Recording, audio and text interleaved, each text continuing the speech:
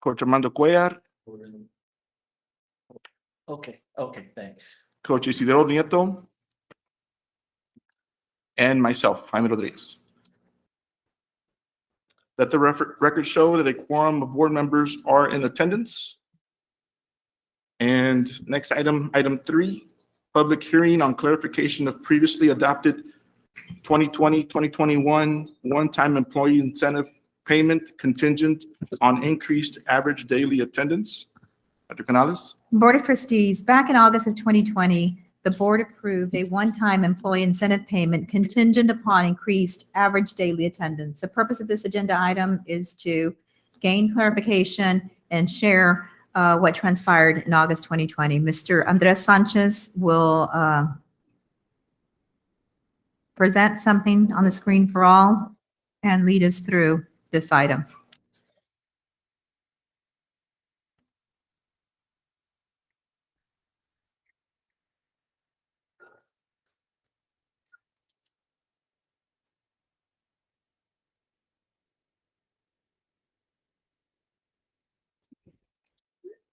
Good evening. Can you all see the screen? Yes.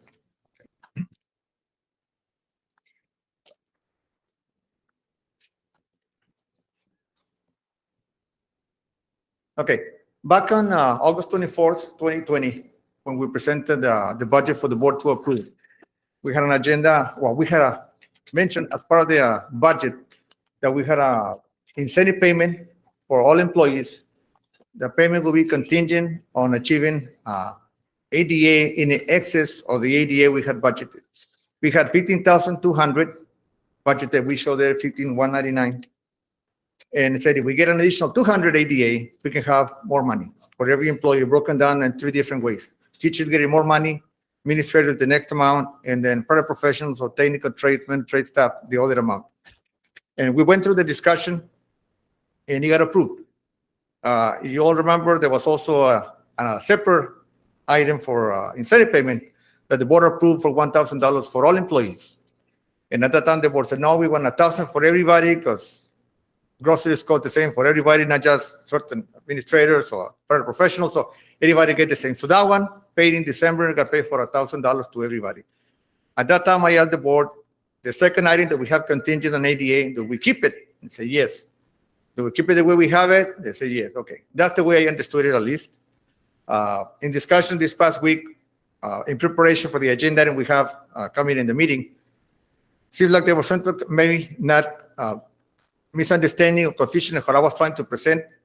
And what I had, you see at the last column, shows that we achieved 15,550 ADA, which is 350 more.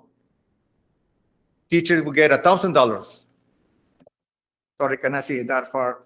Well, I can use my glasses. I just bought them and I'm not used to wearing them, sorry. There you go.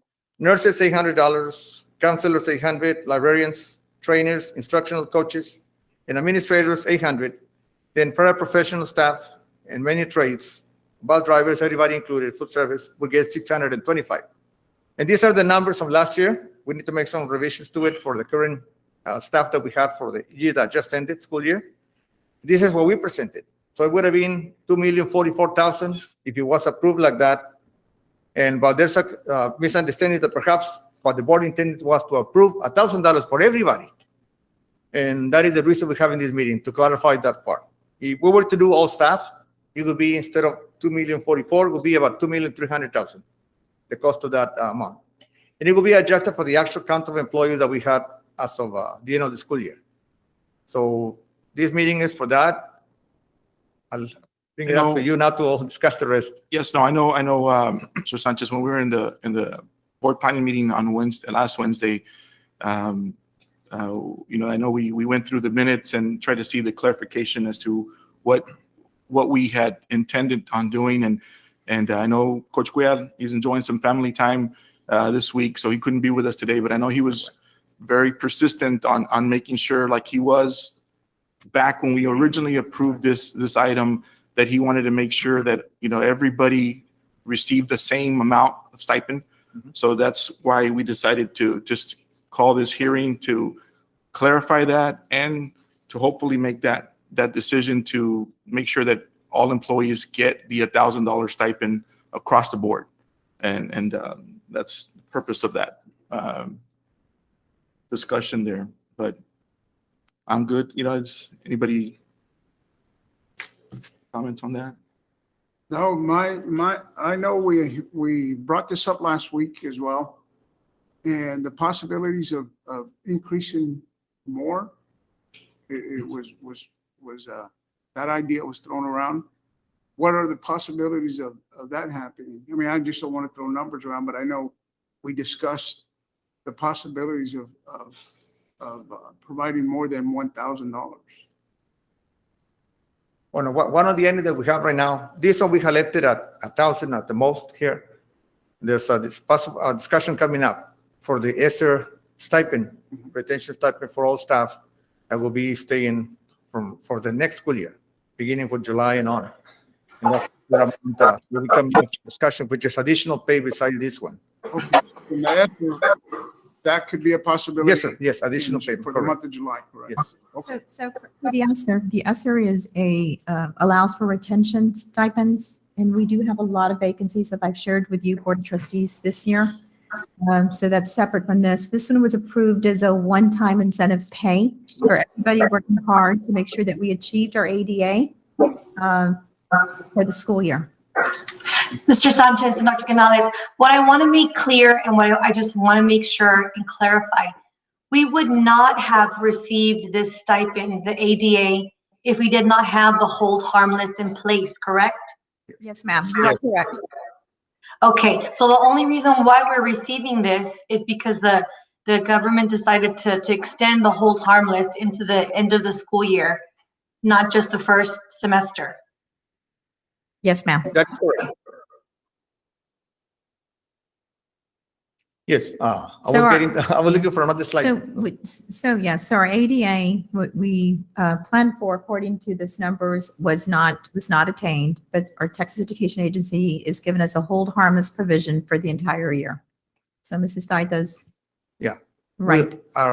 We budgeted 15,200. Our actual ADA was 14,986, which is what's short. Mm-hmm. And with the hold harmless, we got 15,616. So that's a big increase that we're getting from the state. Thanks to that provision of the hold harmless, we're able to achieve the budget and go above and beyond. And with that, we're able to pay the $1,000 stipend to. And to hopefully staff. Yes. with $1,000 across the board for Yeah. every employee. Yeah. Every employee.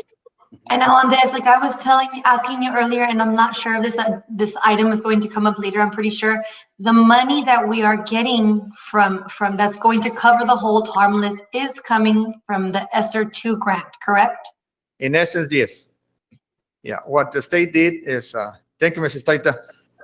We get in this hold harmless, but then when the TA released the second section of ESSER 2, they said any amount that the school district received as part of the hold harmless will be deducted from the ESSER 2 funding. Yes, that is correct. So I'm sorry. Let me ask, the first stipend in December also came from the hold harmless? Or where did that one come from in December when they got their stipend in December? No, that was fund balance. Okay, that was fund balance. Yeah, because we didn't have enough money in the budget. And when it was approved, I instructed the board that we didn't have enough funds for it. Right. And the board approved it, that it would come from fund balance. So the total incentive pay for last school year, or 2020, 2021 was 2,000. Would be 2,000, Would be yes. 2,000. Yes. Yes. Well, this is a public hearing, so it's open to comments from anybody in the public. Yes, that would be the next item. The public comments would be the next item on the agenda. If Now, Mr. Sepulveda, we okay then to make it that it will be $1,000 for all staff? Yes, yes, You yeah, approve? yes. Thank you. which will come up in the regular meeting for approval, Yes, correct? there's an agenda. Yes, yes, it is. It's fine. So good, move on, item 3? Or item 4, We're in item 4, public comments. public comments? Any public comments? We Good. run an advertisement in the monitor as required.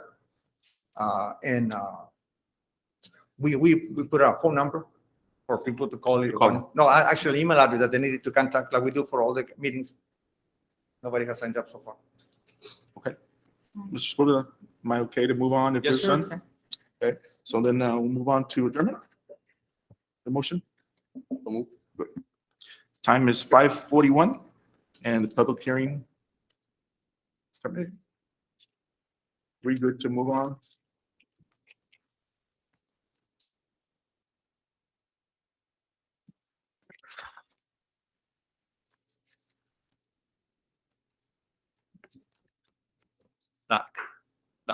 Okay. Make sure you call roll call again. Okay.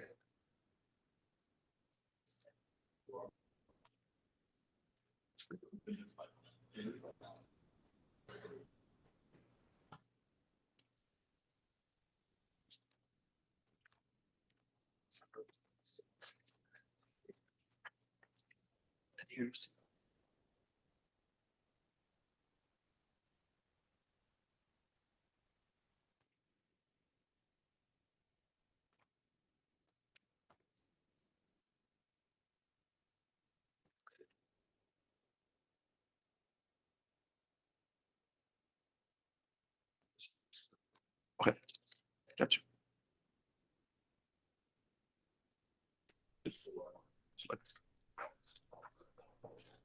Go ahead. Okay. Good evening. I am Jaime Rodriguez, Vice President of the Weslaco ISD Board of Trustees. This regular board meeting is being conducted pursuant to Governor Greg Abbott's suspension of certain open meeting law requirements to the extent necessary to allow for telephonic and video conference meetings in response to COVID-19. Notice of this meeting has been posted online for at least 72 hours. The board is meeting by the use of Google Meets and telephone transmission, which allows two-way communication for members of the public during public comments. A recording of this meeting is being made and will be available to the public at a later date. The time is now 5:43 p.m. and I call this meeting to order. I will now begin roll call. As I call your name, please acknowledge your presence. Andrew Gonzalez. Aye. Here. Jackie Sustaison. Present. Mark De Los Santos. Here. Jesse Trevino. Present. Coach Armando Cuellar. And Coach Isidoro Nieto. And let the record show that a quorum of board members are in attendance. And we now go on to item 3, opening prayer. Dr. Canales. Board of Trustees, our opening prayer will be led by Mr. Elias Trevino.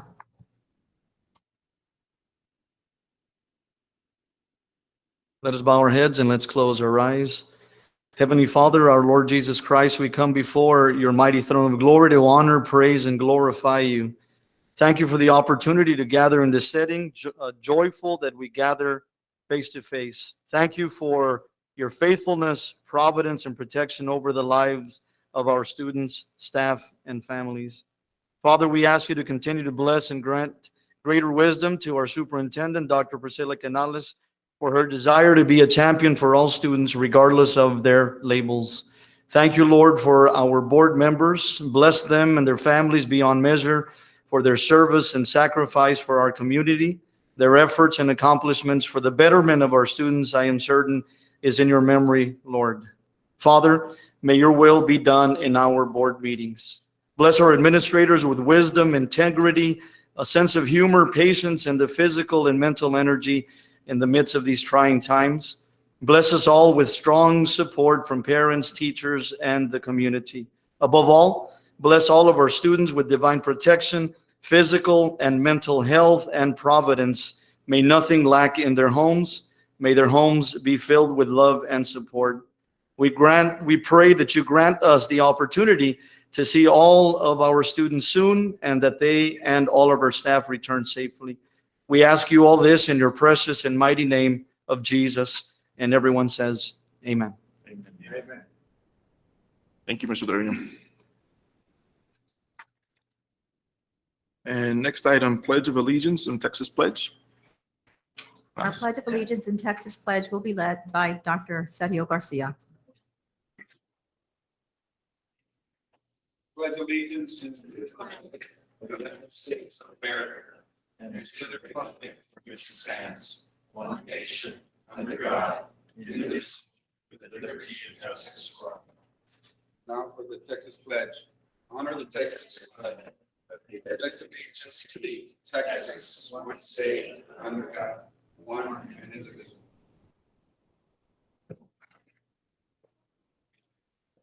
Thank you, Dr. Garcia. And next item, awards and recognitions. Dr. Canales? Board of Trustees, we have several recognitions and awards this evening. Mr. Carlos Robledo will lead us through this section of the agenda.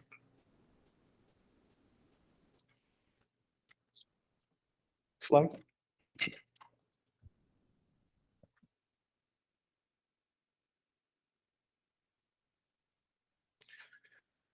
All right, good evening, board. Tonight, we'd like to start off with a big congratulations to two high school students. We'll bring their photos up, coming up right now. We want to congratulate two high school students who have been extremely successful as members of the Business Professionals of America organization. From Weslaco East High School, we have Brianna Villarreal, as she was elected as historian for the state of Texas BPA. She also qualified for the national competition after winning second place in health leadership. From Weslaco High School, Luis Salazar qualified for the national BPA competition and won second place in Java programming. We are proud to have WISD represented at the state and national levels. Congratulations to these students. Next slide, please. Tonight, we want to congratulate our talented band and choir students who recently won silver and gold medals at the 2021 UIL Texas State Solo and Ensemble Contest. From Weslaco East High School Band, earning Division I superior rating and gold medal is Isabella Sanchez. Weslaco East High School Band Director is Mr. Armando Cuellar. From Weslaco High School, earning Division II excellent rating and silver medal is Emily Van Tilburg. Division I superior rating, gold medalists are Raymond Sanchez, Anthony Ortiz, Ryan Rivera, Fernando Perez. Earned a gold and a silver medal, Oliver Serrano. Weslaco High School Band Director is Rodrigo Leal. Next slide, please. At Weslaco High School Orchestra, we have a student there who competed at the UIL Texas State Solo and Ensemble competition and earned a silver medal. Congratulations goes out to Fernando Perez. Weslaco High School Orchestra Director is Iram Leal. Weslaco High School choir students also competed at the UIL State Solo and Ensemble competition and earned the following: silver medalist Raina Johnson, silver medalist Roman Handy, gold medalist Iris Acevedo. Congratulations to our students, and let's recognize the choir director from Weslaco High School, Armando Morales. Next slide, please. Tonight, we also want to congratulate the Weslaco High School Mariachi Pantera. They recently earned a Division I superior rating at the UIL Region 28 Mariachi competition on May 29th, 2021. This advanced them to the UIL State Mariachi competition, which will take place June 18th through the 19th, 2021 in Seguin, Texas. Weslaco Mariachi Pantera members are, congratulations to these students, Caitlin Burciaga, Daniela De Leon, Beyonce Gomez, Ismael Guerrero, Marlene Guzman, Maria Hernandez, Gabriela Oliva, Anthony Ortiz, Fernando Perez, and Randy Torres. Also would like to congratulate their sponsor, Mariachi Pantera director is Emily Bravo. Next slide, please. Tonight, we're going to congratulate the Weslaco High School drill team, the Dreamettes. This group of young ladies recently earned a Division I superior rating from the entire judging panel at the 2021 Valley Dance Educators Evaluation. Our students are Victoria Acosta, Catherine Cavazos, Areli Garcia, Emily Garcia, Alexa Garza, Haley Herrera, Shelby Lara, Kaylee Luna, Alexis Perez, Mia San Miguel, Marisol Gonzalez, who's the social officer, Jaylin Navares, also social officer, Esperanza Jaramillo, second lieutenant, Vianney Rios, first lieutenant, Ariana Sepulveda, captain, and the major is Rebecca Matias. Congratulations, girls. Also a shout out to the team sponsor, Raquel Rico. Next slide, please. This month, we have the recipient of the WISD A+ Award, and this is someone who stepped up to help those in need while helping students understand what community service is all about. This individual has contributed to the growth, success, and improvement of the Weslaco East High School Ag and FFA programs. Through his work, Weslaco East High School obtained grant monies from the National FFA organization to fund the cultivation of 4 acres of vegetables. Students learned how to grow and harvest vegetables during the pandemic and were able to donate the produce to local food banks, churches, and restaurants. This teacher also helped raise awareness on hunger and nutrition through collaborative work with the city, teaching his FFA students valuable lessons about serving people in need. From Weslaco East High School, the A+ Employee of the Month for May is John Romo. Congratulations. And that concludes our accolades. Congratulations to all our students who were recognized this evening, and for our A+ employee, Mr. Romo. Well done. Thank you. Next item, we got proclamations. That also you, Mr. Rubelo? Yes. Mr. Rafael will lead us to the proclamations. We got a couple of We have 2 proclamations. this month. We got a couple of them. We'll go through these real quick. The first one is for Public School Paraprofessionals Day. Whereas there are more than 700 individuals employed by Weslaco ISD as paraprofessionals personnel, and whereas paraprofessionals personnel provide quality service and perform indispensable roles in the education of Weslaco ISD students, and whereas across the district, paraprofessionals transport students to schools, keep our schools safe, clean, and well-maintained, operate our school offices efficiently, and keep records properly, serve nutritious meals, and provide quality instruction assistance. Therefore, Armando Cuellar, President of the WISD Board of Trustees, does hereby proclaim May 12th, 2021 as Public School Paraprofessionals Day. One more proclamation. This is National Police Week. Whereas members of the law enforcement agencies of the City of Weslaco, Hidalgo County Sheriff's Department, Hidalgo Precinct 1 Constable's Office play an important role in safeguarding the rights and freedoms of the citizens of our community. And whereas it is important that all citizens know and understand the problems, duties, and responsibilities of their policing departments, and that members of our school district recognize their duty to serve the people by safeguarding life and property, protecting them against violence or disorder, and protecting the innocent against deception and weak against oppression or intimidation. Therefore, Armando Cuellar, President of the WISD Board of Trustees, does hereby proclaim May 9th through the 16th, 2021 as National Police Week. Thank you, Carlos. Thank you, Carlos. And, just to add to that, thank you to all our paraprofessionals. This is much deserved recognition. You all have been there from day one, in the midst of a pandemic. Whatever was asked of you all, from your campus, you all were there, and thank you very much for that. Secondly, our police officers and our law enforcement, thank you for putting your lives on the line and being there to keep us safe, our community safe, and our schools and campuses safe there. So thank you very much. Next item, we got public comments. Any public comments? Do you want to go in? Okay. So now I will entertain a motion to change the order of the agenda in order to go into executive session to discuss item H, 11H, and the rest of executive order items. Right, so we'll need to read those items. Read those items there, okay. So We need the motion. we need a motion first? Yes. Okay. Anybody have a motion? Make a motion to reorganize today's agenda and go into executive session first. So I've got a motion by Coach Jesse Trevino and a second by Andrew Gonzalez. Any discussion with that? We'll take it to a vote.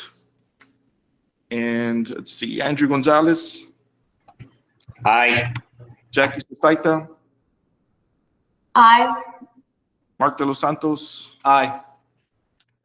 Coach Jesse Trevino. Aye.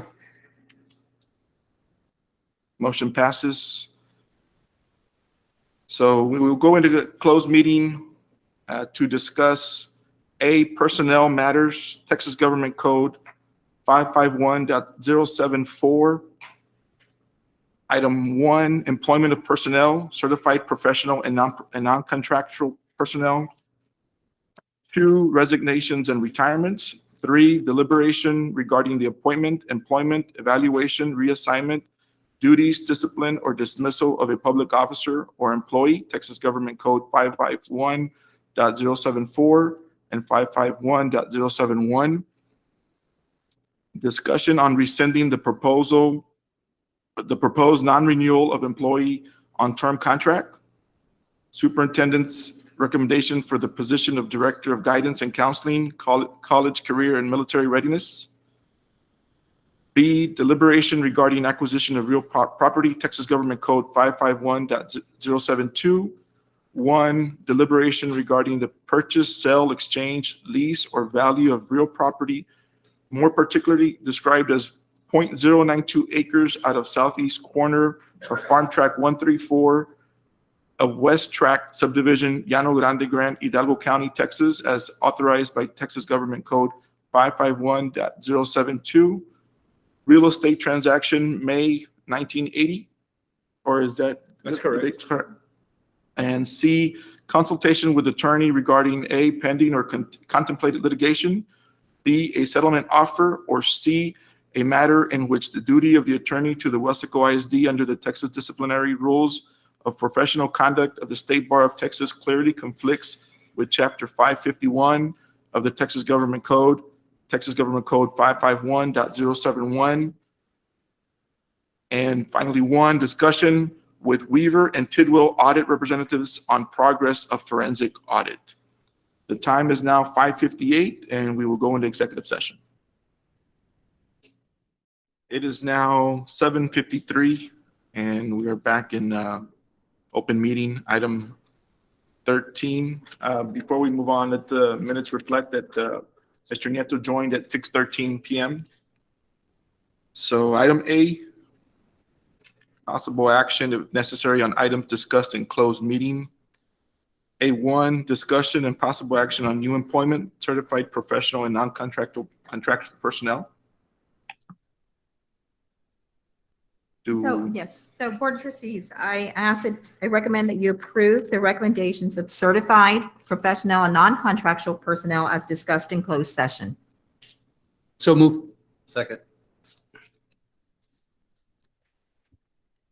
Do we have any discussion? No discussion. And let's take it to a vote. As I call your name, please vote yes or no. And Andrew Gonzalez, Aye. Jackie Sustaita, Aye. Mark De Los Santos. Aye. Coach Nieto, Aye. Coach Trevino. Aye. Motion passed. And item A2, discussion possible action on resignations, retirements. Dr. Canales? Board of Trustees, I'm recommending that you approve the resignations and retirements of certified professional personnel as discussed in closed session. Move. Second. Second, Mr. Trevino. I have a motion by Mr. De Los Santos and a second by Mr. Trevino. Yes, sir. Any discussion? And let's take it to a vote. Mr. Andrew Gonzalez, Aye. Mrs. Jackie Sustaita, Aye. Mr. De Los Santos. Aye. Coach Nieto Aye. and Coach Trevino. Aye. Motion passes. Item 3, discussion possible action on rescinding the proposed non-renewal of employee on term contract. Board of Trustees, I'm asking that you approve the rescinding of the proposed non-renewal of employee on term contract for the 2021-2022 school year, AG. So move. We got Mr. De Los Santos and Mr. Gonzalez. Motion by Mr. De Los Santos and a second by Mr. Gonzalez. And we'll take it to a vote. Mr. Gonzalez, Aye. Mrs. Taita, Aye. De Los Santos, Aye. Coach Nieto, Aye. and Coach Trevino. Aye. And next item, discussion and possible action on superintendent's recommendation for the position of Director of Guidance and Counseling, College, Career, and Military Readiness. Dr. Morales. Board of Trustees, I'm asking that you approve the recommendation of the Director of Guidance and Counseling, College, Career, and Military Readiness, and that person is Ms. Cynthia F. Sid. So move. Make the motion. Mr. Trevino, Second. I got motion by Mr. Trevino and second by Mr. De Los Santos. And all those, well, let's see here. Let's go take it to a vote. Mr. Gonzalez, Aye. Mrs. Taita, Aye. Mr. De Los Santos, Aye. Nieto, Aye. and Coach Trevino. Aye. And last item here, discussion and possible action on the purchase, sale, exchange, lease, or value of real property, more particularly described as 0.092 acres out of southeast corner of Farm Tract 134 of West Tract Subdivision, Llano Grande Grant, Hidalgo County, Texas, as authorized by Texas Government Code 551.072, real estate transaction, May of 1980. So as discussed in closed session, this is up for your approval. So move. Got a motion by Mr. Nieto and a second by Mr. De Los Santos. Any discussion? Take it to a vote. Mr. Gonzalez, Aye. Taita, Aye. De Los Santos, Aye. Coach Nieto, Aye. and Coach Trevino. Aye.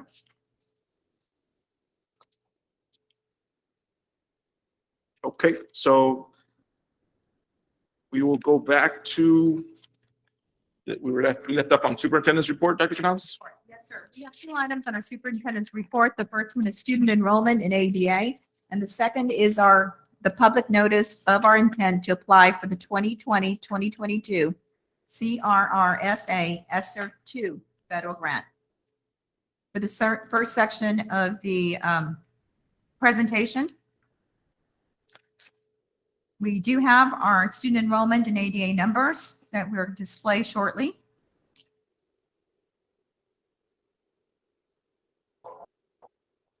Next slide. Okay, for ADA, at the 34th week of enrollment in the 2020 school year, we had 17,139. Same week, 2021, we had 16,479. That's a difference of 660 students. The average daily attendance in 2020, 34th week, was 15,227. For 2021, it was 15,089. That's 97.06% for 2020 and 94.19% for ADA. Next slide. You can see the breakdown by campuses. Our difference is 498 decrease for elementary schools, 102 decrease in enrollment for middle schools. High schools were up 117, and our Elf Academy was down 128. That accounts for the 660 plus a 49 in alternative. And for ADA, you can see that our elementary schools were at 97.51 in 2020, 93.82 in 2021. Our middle schools were at 97.22% in 2020 and 96.87% in 2021. And our high schools were at 95.78 last year, and this year we ended at 93.17%. So the district was 97.06% last year, 94.19% this year. Next slide. Our district was budgeted on 15,200 students for average daily attendance. The actual ADA generated by student attendance for this school year was 14,986, below the budgeted amount, the one we use for our budget. But the ADA achieved through the Texas Education Agency's hold harmless provisions is 15,616. Next slide.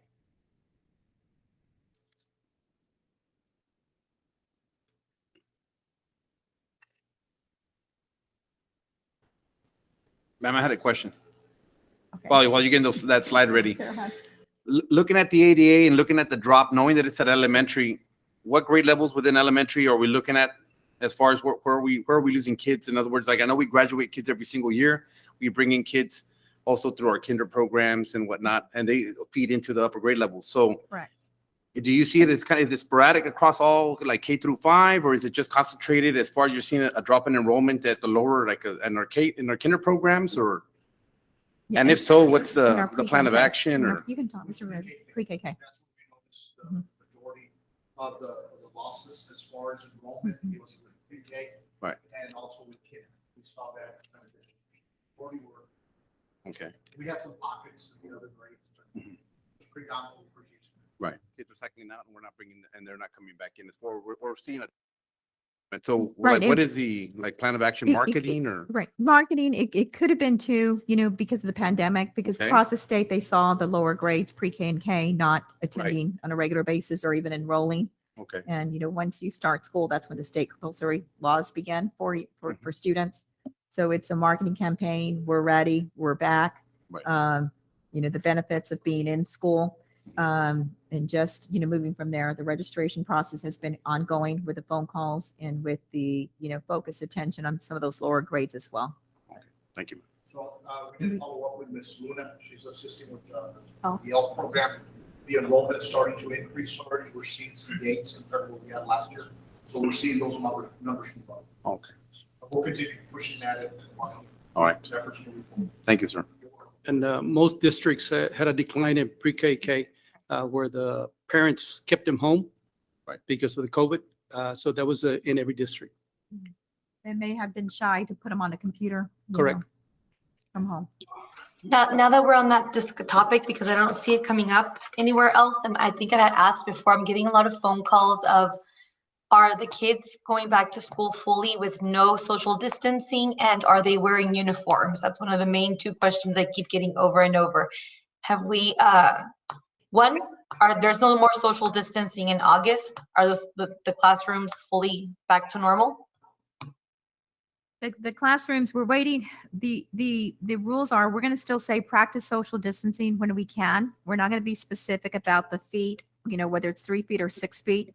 The state, from what I understand, the state with the CDC will not come out with new guidelines for schools for the fall semester till late July, or we said early August.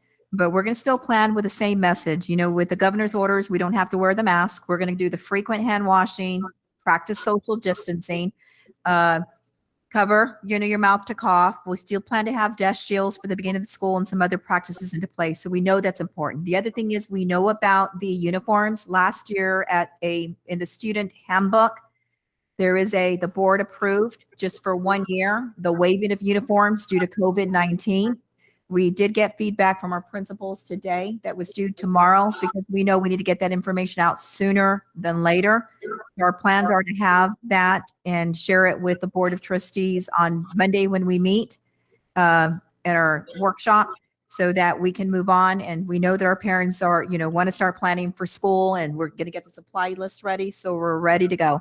And then we do have to have it's not called the back to school action plan, the continuity plan for next year.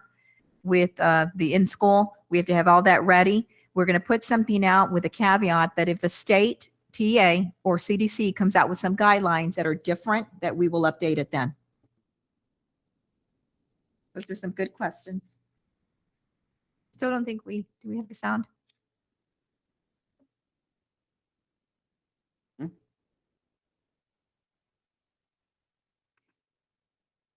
I think we need to move on with the sound. Okay.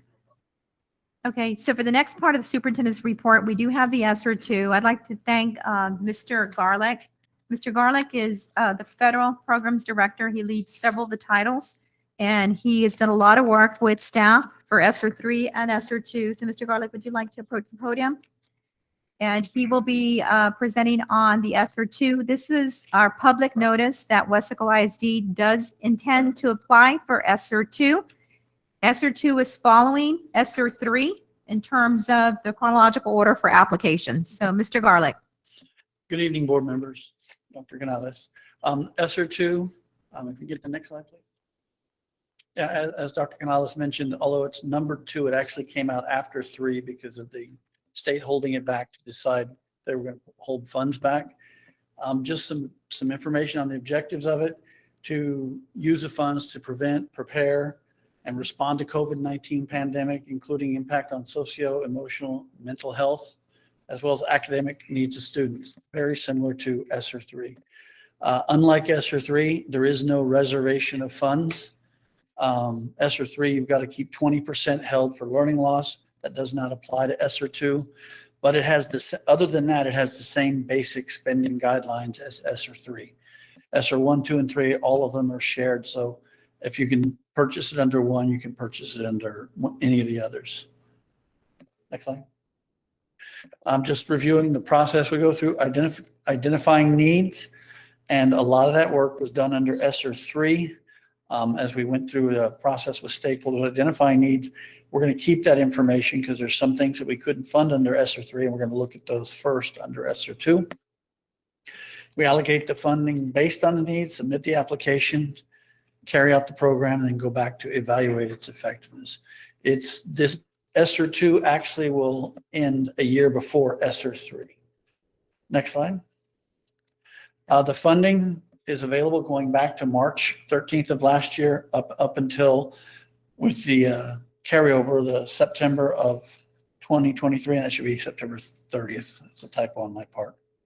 The total award for Weslaco ISD, $28.143 million. Of that, we're going to have to approximately give up about $4.5 million. That's from the ADA hold harmless, which was discussed earlier. And then indirect costs, that's about another $500,000, leaving us with $23.108 million to work on the needs of the district under ESSER 2. Next slide. I'm looking at a rough timeline.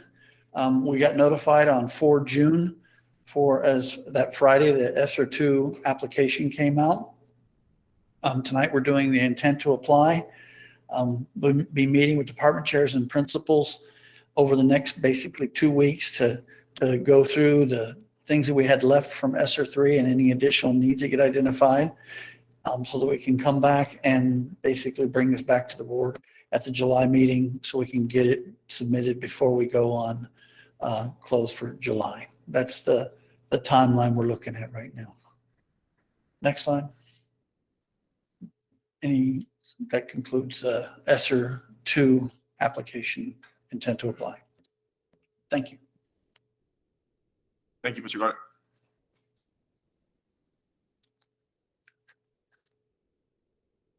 So now we move on to consent agenda, item 9.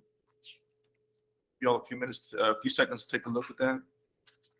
See if there's any items that we need to pull. We do need to pull item A, correct? So item A will be pulled.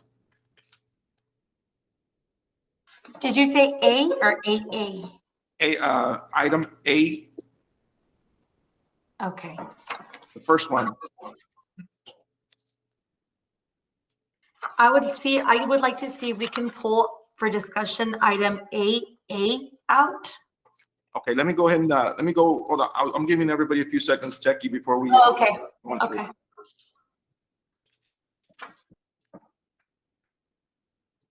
Okay, so you all ready?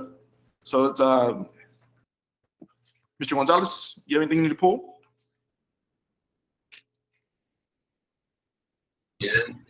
No. Okay, Jackie, your turn. Anything to pull? Yes, item AA.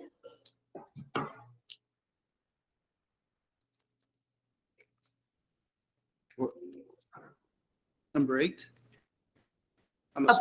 Approval of extensions of proposal awards. If we can pull out number 1.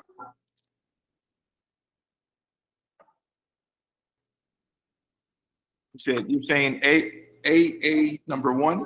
Yes. Oh, okay. Was that the only one, Jackie? For me, yes. Mr. Dos Santos? Item Y. And Nieto? Item FF, just for information. FF? Mhm. And Costa Rica? No, they've listed all the ones.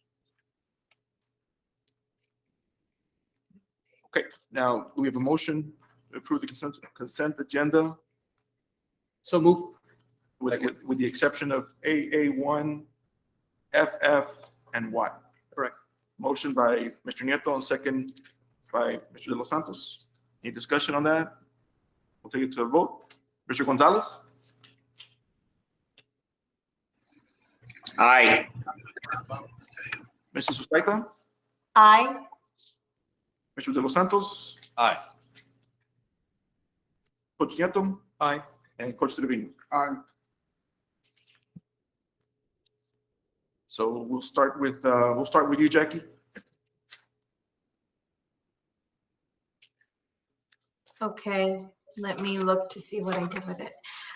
The reason why I'm asking for information to pull AA out is because I believe that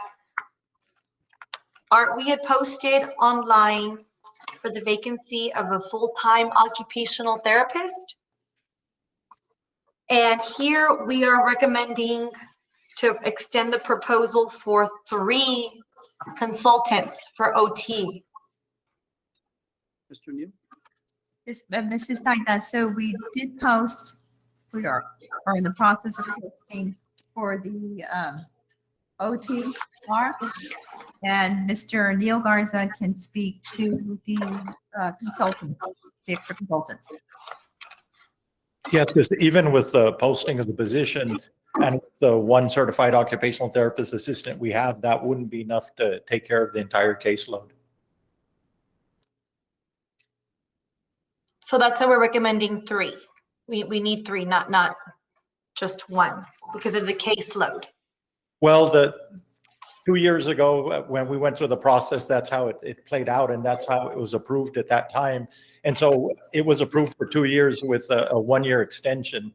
And at this point, I don't know that we can go back on that with respect to how it was approved 2 years ago. So the feeling I have is, let's get through this year, and then at the end of the year, then we'd have to, at that point, either make a determination that we'd get fully staffed, additional staffing to take care of all our needs at that point, or start from ground zero with a request for proposals. Okay. That's what I wanted to know. Thank you. Thank you, Mr. Garza. You're welcome. Or Thank you. can we possibly hire another occupational therapist? We're actually looking to hire one. At this point, our recommendation would be let's play it out this year this way, where our staff can roughly take care of about half of the caseload, and we can write it out with the recommendation we have with respect to the companies finishing out this year. And at that point, we can see how many kids came back, what our needs are at that point, as well as looking at, do we want to move in the direction you're suggesting, or do we want to go out for a request for proposals? I just want to make sure whatever's most cost effective. You know, I've glanced at some of the invoices that were being charged by these companies or by this particular company. So, I mean, that's my concern. Would it be more cost effective to hire an additional to the one that we're already looking to hire? I know Mr. Sanchez and myself, we've taken a pencil to it, and that's not necessarily the case, Mr. Trevino. Mr. Garza, is this the money that Mr. Trevino is talking about for cost effectiveness, just like SHARS will you cover certain things, they also cover consultant fees, correct? If it's, of course, for the kids. SHARS will cover this also? That's correct, Mrs. Taita. As long as everything's in place, that's something that could be reimbursed. Okay, and with the history that you've had with all these therapists, they have been diligent and careful about turning in required paperwork in order for us to claim that money back from the government? They'll turn in whatever we ask them to turn in. Now, granted, there's potentially other issues, because when you start looking at SHARS, there's a number of other issues, and maybe not necessarily related to them. You could have kids who don't have the Medicaid. You could have circumstances where parents, they're not obligated to provide consent. And so it's more to it than perhaps a company making a determination they're not going to do anything. They've chosen not to do something. My experience is they'll do what we ask them to do. Okay. All right. Thank you, Mr. Garza. Thank you. So we got, let's see, Coach Nieto, is that the FF? FF, just for your information, Dr. Canales, this is a one-time modification for summer school pay, correct? Correct. I'm going to pull my FF, which. Okay. So, It's way in the back. I have it wrong. So for FF, this is the administration recommending making a one-time only increase to the 2020-2021 summer pay scale hourly pay rates as shown in the table. So It we have- includes all staff members It that includes are all working summer staff school. members working summer school. And I believe there are 601 staff members working summer school. Okay. So that means it's going to be retroactive for the beginning of summer school, or just for these 9 days? It's for the remaining 7 days due to COVID-19 relief. That's what it's for. I'm glad that this occurred, because a lot of summer school teachers or staff didn't want to work summer, but it gives it a little bit more of incentive. So thank you. You're welcome. And next item. I have a question just on some of the amounts. You know, I see counselor, middle school counselor. There's a significant difference there. Is there a particular reason why, the workload or something, or the number of kids we're servicing? I also noticed your campus instructional facilitator less than your counselor. So there's some discrepancies there that, just some differences that I'd like to see why this, why we came up with this chart. I know some other ones are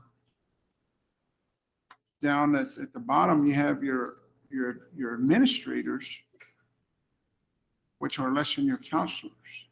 Correct. They're with the campus instructional facilitators. So Mr. Sanchez and his staff worked on some of the numbers for this, the calculations based upon the percentages from the first approval. That was back in April or May when we approved the first amount. So Mr. Sanchez can offer more information on this. Yes.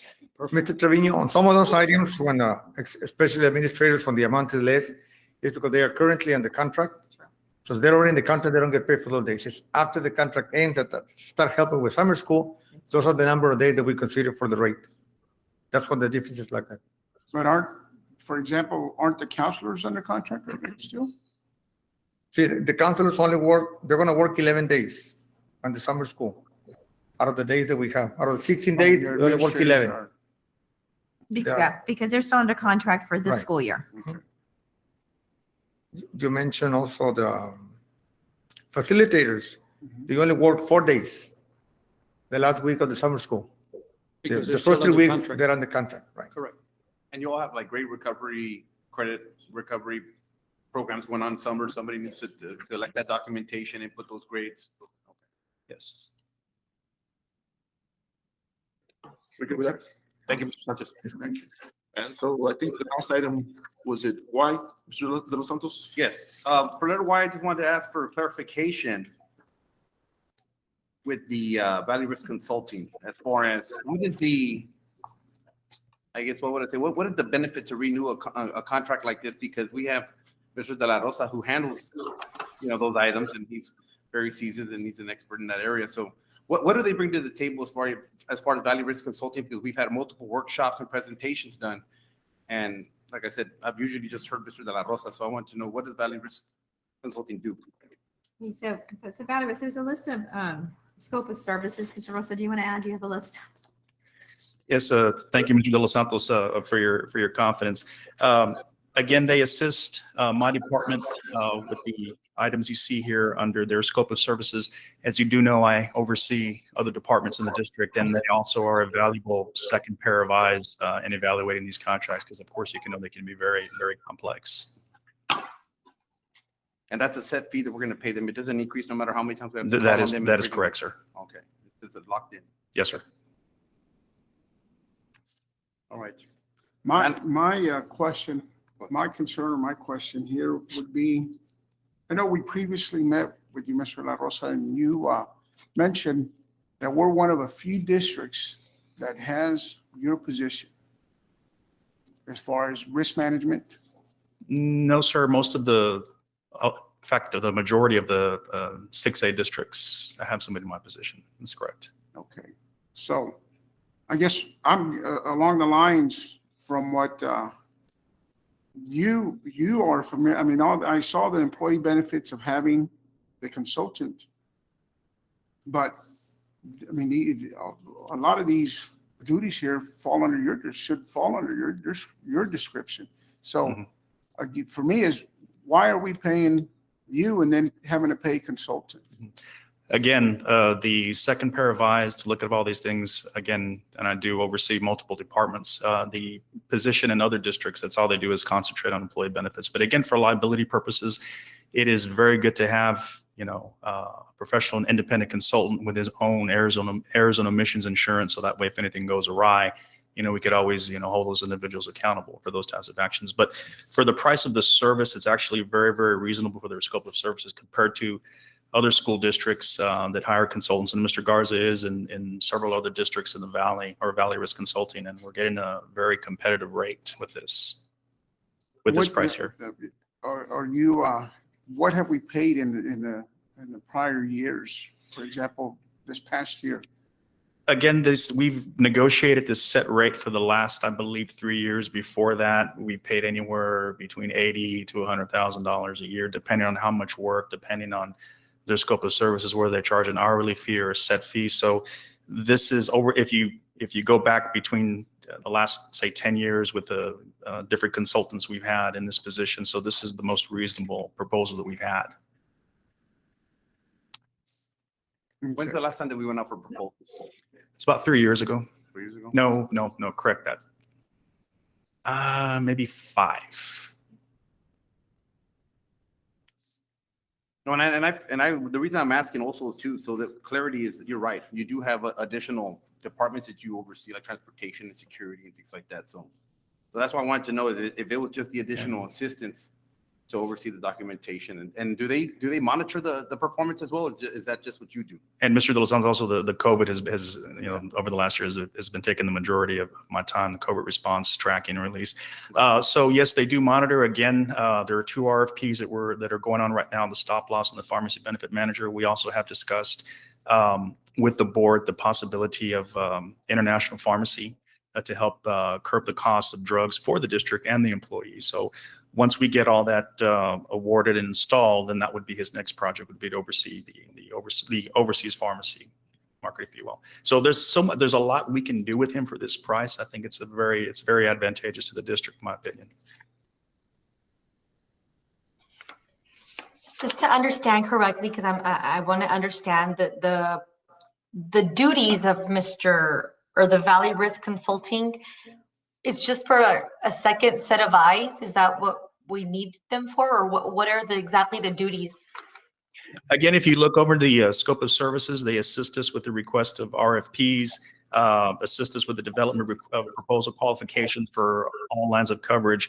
There's a wide variety of things that they do. They assist us with the negotiation of rates for multi-years. It's just, recently, of course, with our contract issues that we had with our TPA, we're able to get those resolved very quickly with his assistance.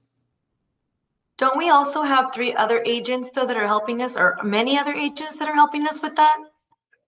The duty of an agent and the duty of a consultant are 2 totally different things. The consultant makes recommendations on behalf of the district, We compensate the consultant for his, independent recommendations. He's not tied to any insurance carriers. He does not receive any commissions from any insurance carriers. And I do believe that Mr. Garza is on, and so that way he can address to any of those questions and go into more of his scope of services and his expertise. So I don't know, Mr. Garza, are you on? No, maybe not. He was, I guess. And I do believe that Mr. Garza is on. I see him. Oh, there he is.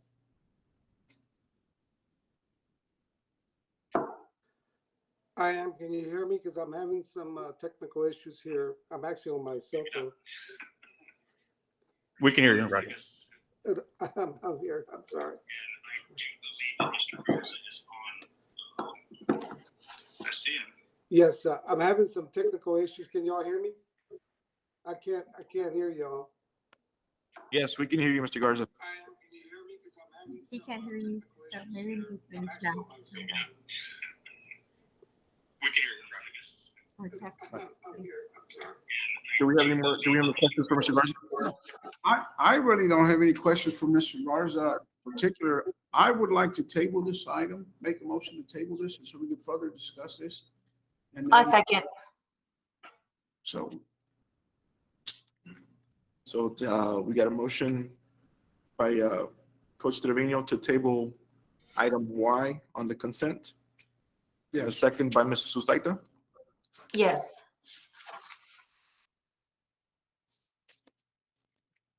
Any further discussion on that? I would recommend that on the next board meeting, he can provide the information on the questions that we need, which will be the following, hopefully the next Monday. All right, we'll go ahead and take it to a vote.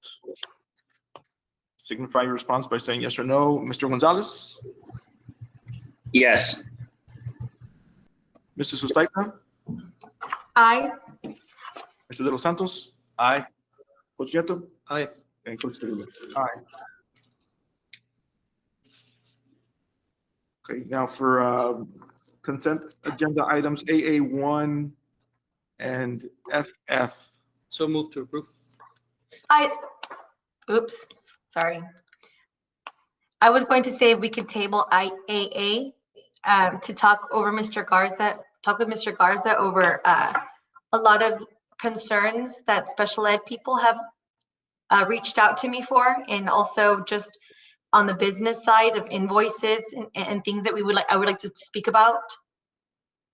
So Mrs. Sustaita, I've got a motion by Coach Nieto. So let's do that one first. Do we have a second? I'll second. You'll second? So I have a motion by Coach Nieto to approve items AA1 and FF, and a second by Mr. De Los Santos. Oh, wait, no. Okay, I got confused here. I thought we were moving to. So I think we first need to handle this one, right? Mr. Sepulveda? Okay. So Mr. De Los Santos rescinded his motion. Do we have anybody else? So I can amend my motion just to approve FF. Just FF? Yes. Okay. Do I have a second? I second Okay. that FF. Correct. FF. Any further discussion on that? We'll take it to a vote. Mr. Gonzalez? Aye. Mrs. Sustaita? Aye. Mr. De Los Santos? Aye. Coach Nieto? Aye. And Coach Trevino? Aye. And now, okay, Jackie, so we can move forward with your motion, Jackie?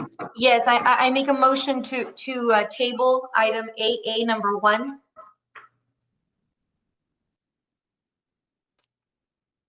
Okay, got a motion by Jackie Sustaita. Do I have a second? Second. Any discussion on this one? And I guess, Mr. Staita, for information purposes, correct? Correct. Okay, so hopefully also for Monday's board meeting, that information can be provided by Mr. Garza. Yes, that would be great. Okay, we'll take this one to the vote. Mr. Gonzalez, Aye. Mrs. Ustaita, Aye. Mr. De Los Santos, Aye. Coach Nieto, Aye. and Coach Trevino. Aye.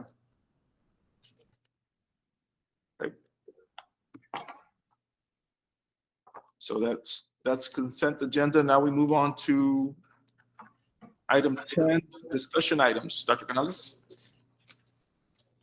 So for discussion item A, it's discussion review of the Weslaco ISD ESSER 3 America Rescue Plan grant application. So on April 28, 2021, districts and charter schools in Texas received correspondence to apply for funds appropriated to the state of Texas for public education purposes under the American Rescue Plan Act through the Elementary and Secondary School Emergency Relief 3 ESSER 3 Fund. Funds are being provided supplemental to all other funding sources to school systems and will not be supplanted at the state level. School systems should use these funds to respond to the pandemic, the COVID-19 pandemic, and to address student learning loss as a result of COVID-19. Weslaco ISD is eligible to apply for over $63 million. As part of the ESSER grant application process, superintendents must brief their boards on the one-time nature of these federal funds. We've taken several steps beginning on April the 29th, 2021, that included initial frequently asked questions review by district department heads. On May 4th, by principals. On May 11th, a protocol meeting to review allowable and non-allowable expenditures, data collection, needs assessment, and assessment and prioritization process. On May 11th, our intent to apply for the ESSER 3 was presented to the school board. On May 11th through the 21st, we did a lot of data gathering and planning meetings. On May 21st, we had a Weslaco community meeting at our PAC to explain the ESSER 3 grant and the process to the community.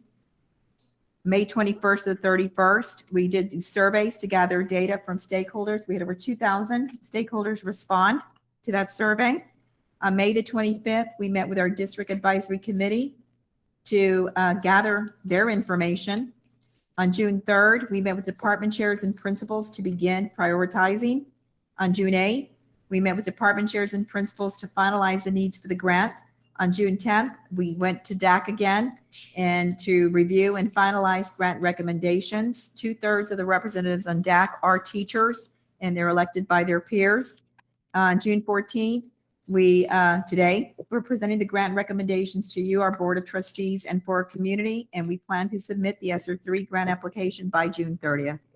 So again, Mr. Garlick has been spearheading this along with Dr. Garcia. Mr. Garlick does have experience with federal programs. Stakeholders that we've involved include students, family members, school administrators, district administrators, teachers, principals, and school staff. We've also had representatives from the disability rights organizations, the civil rights organizations, children with disabilities, English language learning students, homeless children, foster students, migrant students, and incarcerated students. So Mr. Garlick does have a presentation on ESSER 3 that we'd like to present to our Board of Trustees. Mr. John Garlick.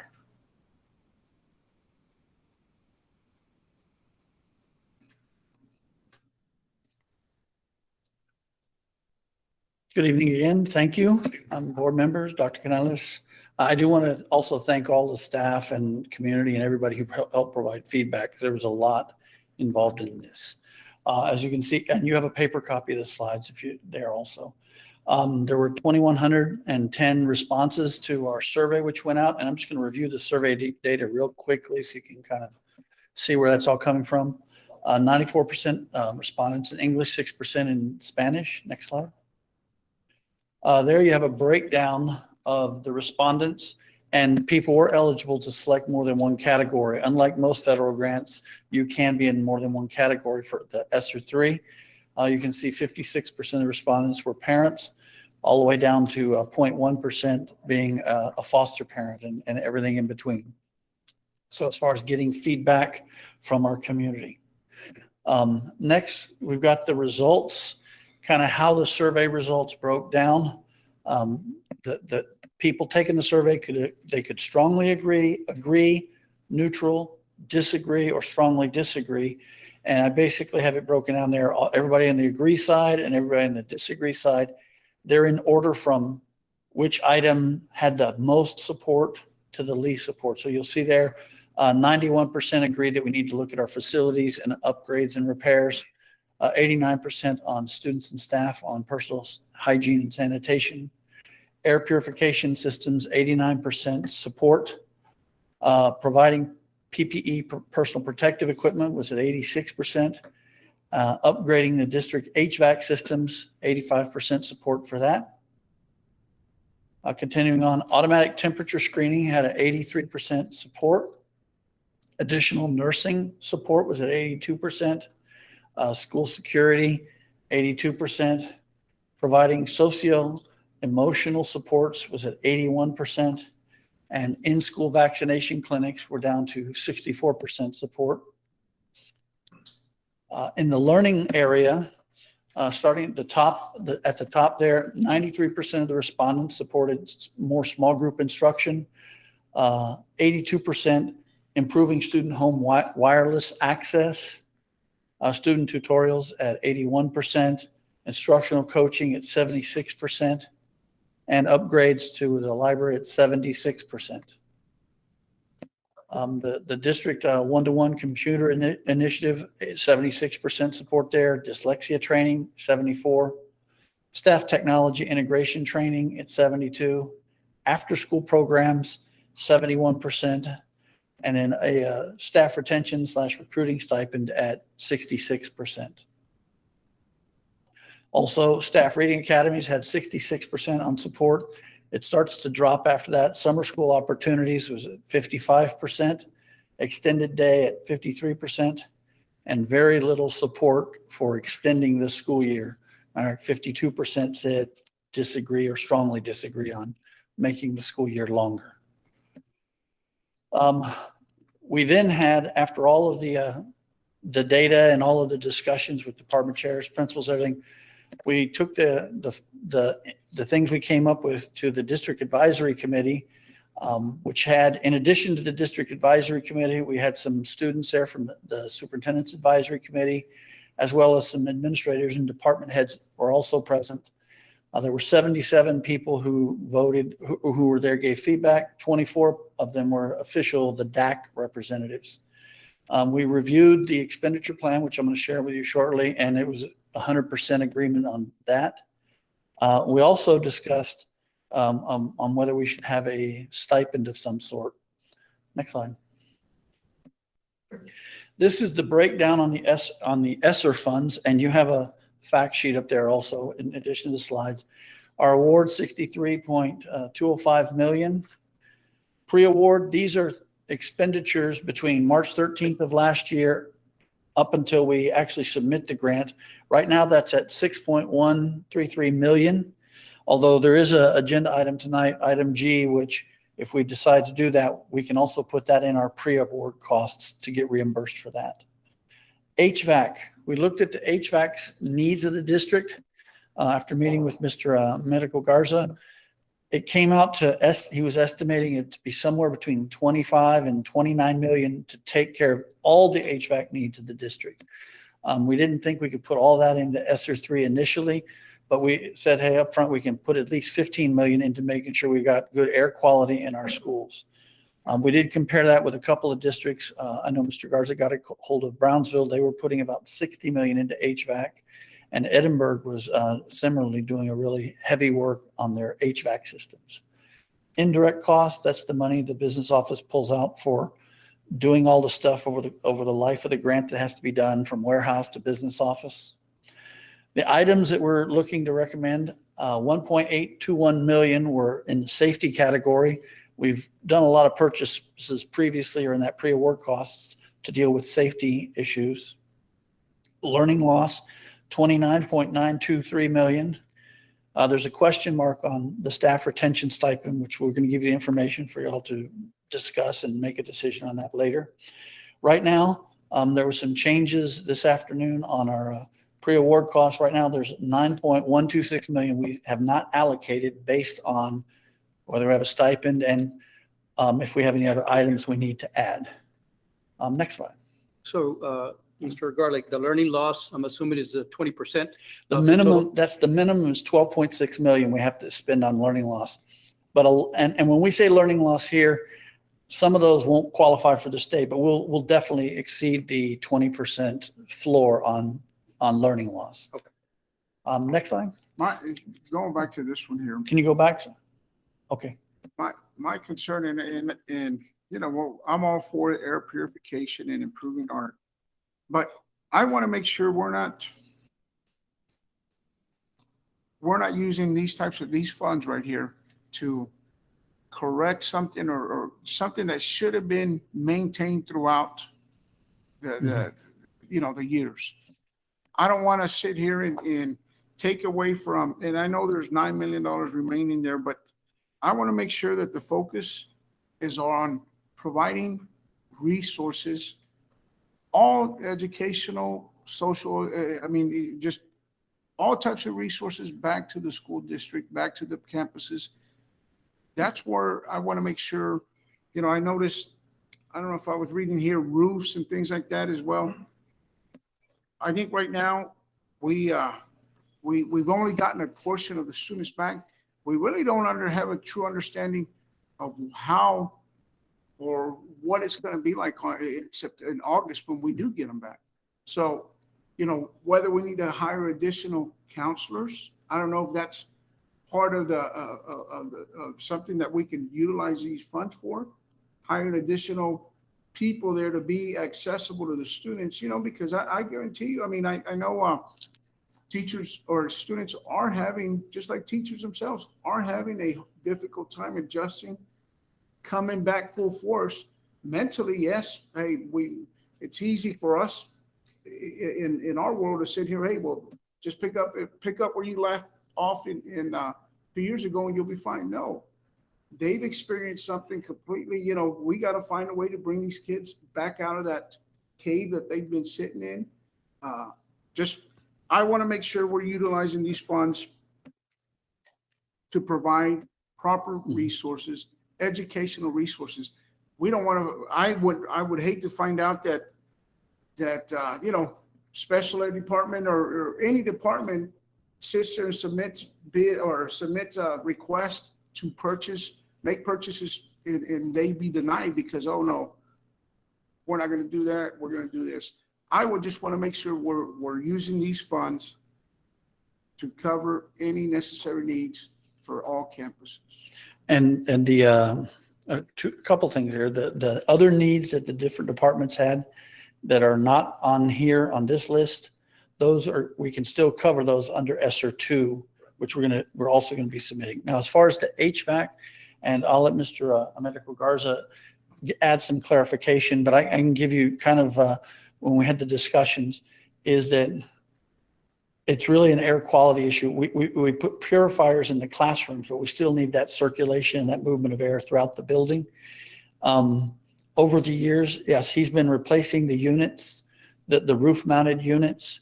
But the problem is that the units in the mechanical rooms, which have been protected from the elements, but they're reaching the end of their life. So we do have some airflow issues, but I'll let Americo address that. I had a quick question also, sir, before you step down. But, I'm not. but on the learning loss, I don't know if we're going to see it in the slides, but kind of piggybacking off of what Mr. Trevino was stating, that in the ESSER grant, when we're looking at the learning loss funding, it was a minimum of 20%. You said we're going to 12.6 million. But in what activities? Because in most of the literature you have out there, it's evidence-based activities. So are we talking about direct instruction? Are we talking about? We're going to go over all of the items. We have a long list of all the items. We're going to go over that in a little bit. Okay. And then let Mr. Okay. Garza answer the HVAC and we'll come back. And for Mr. Garza, I'm sorry. Okay, well, Mr. Garza was going to ask, like, for air quality, I know that we're talking about the AC systems. Is there a MERV rating, like a goal that you're hoping to hit as far as like MERV 13, or what are we looking at as far as when we're upgrading AC systems and whatnot? Yeah. So, and good evening, board members, Dr. Canales. Yeah. So as far as MERV ratings, we're talking about filtration. When it comes to filtration, the systems are designed for a certain type of resistance for the filter. So naturally, if we're talking anything closer to HEPA filtration, which is the gold standard of filtration, then we're talking about higher cost of systems because of the design of the motors and the blowers on those systems. So we try to come to a happy medium. The key thing is that we're trying to make sure that there's ventilation, first and foremost, the outside air coming in, and that system is working, the outside air dampers for every unit. Since that was and is still part of the recommendations from the CDC and ASHRAE and all those entities that are involved. At one point, they did mention, try to open your windows when you can. Unfortunately, in our climate and our weather, it's kind of hard to monitor that because we get constant, humid days, hot days. So the ideal situation is when you have a cool, dry day. That's the ideal situation to open up windows because you're not introducing humidity, but you're introducing only the cool air. And that's a good thing. So we want to make sure that the air is treated.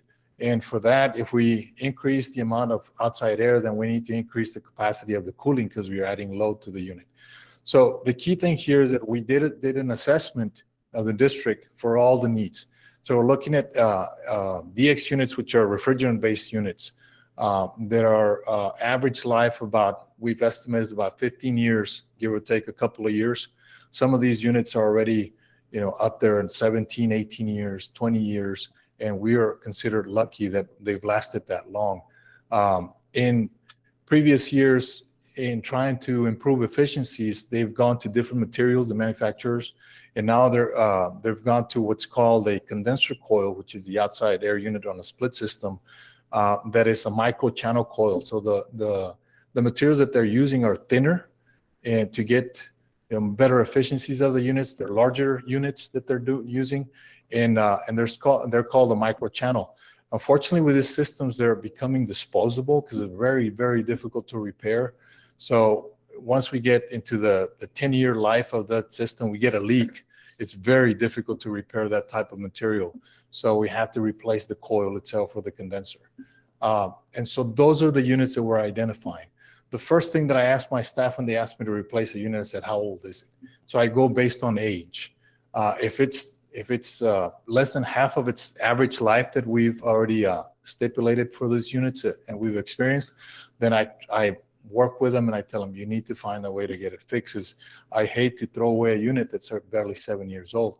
Unfortunately, like I said, with these microchannel systems, they're very difficult to repair. But if it's a tube and fin that's considered tube and fin, a copper tube and the aluminum fin coils, then we can repair them in house.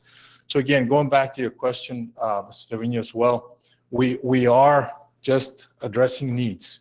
On chill water systems, we're looking at, for example, Big Garza. There's air handlers out there, have been there since 1997 and even before then or so. Northbridge, Memorial, and Airport, there's schools that have their air handlers, as Mr. Garlick mentioned, that have been there since the schools were built in the early 90s. And again, that's because they've been in a mechanical room, which are protected from the elements. And so now they're at a point where we need to replace them. What we have been doing throughout the years is just replacing the outdoor portion of it. Now, the other thing that we're looking at as well is the phase out of the R22, which happened, in the late 2000, around 2007, 2008 or so it started. At this point, there's really no equipment that we know of that's being made with that type of refrigerant. So the EPA phased it out, and they prevented the manufacturing of the refrigerant because of the ozone depletion and so forth. And so now we're with what's called the 410A refrigerant. So everything's being made with that. So anything we have at R22, we try to buy parts to repair it. The refrigerant is pretty expensive because it's not being made anymore. So we're trying to get away from that as well. So by this time, those R22 units that we have are already at least 10 years old, 12 years old or so. So again, it's a plus or minus from 15 years on DX units. On chill water units, it lasts a little bit longer.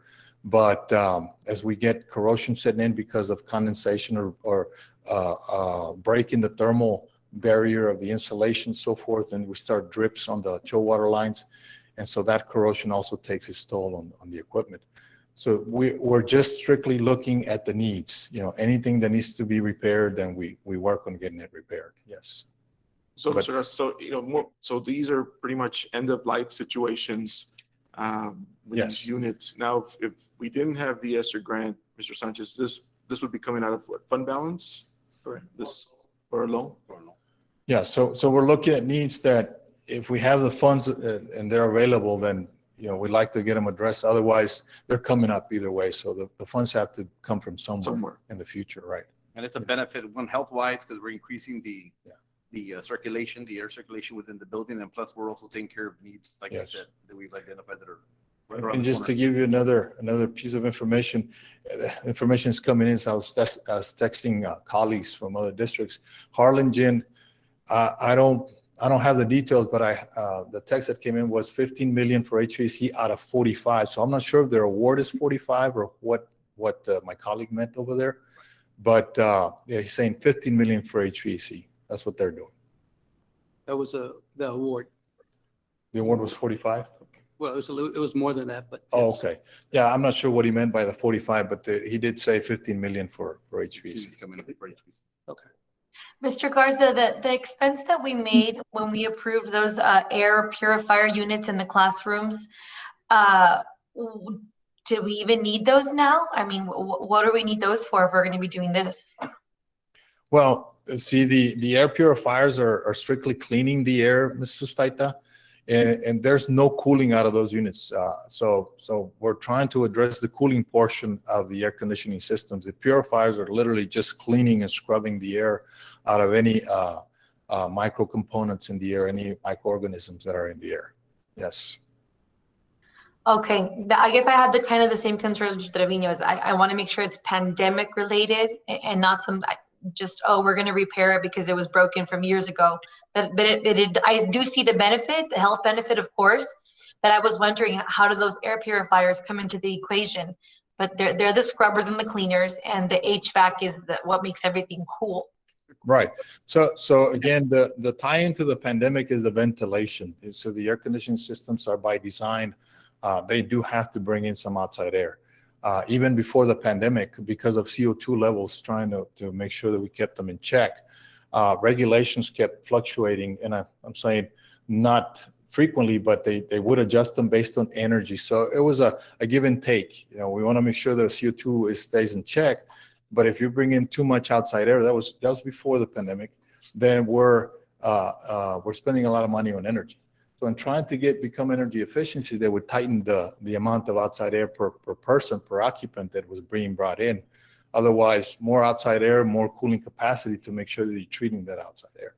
So it was a give and take, but now we're back to, okay, open it up and bring in more outside air. So that's going to increase the capacity of the cooling to make sure that we're treating the outside air for humidity as well. Is there a maintenance plan, long-term maintenance plan type? Yeah, obviously, as you explained, we're taking advantage of this ESSER funds. Yeah. But is there a long-term maintenance plan where we either tackle campus per campus, year by year? Yes, sir. To answer your question, we do this every summer. So there's coil cleaning that takes place every summer to make sure that we eliminate any freezing of coils and so forth because of lack of airflow. No, but what I mean, Americo, is more about replacing the system at Ibarra because it's been there. It's on its 12th year, 13th year.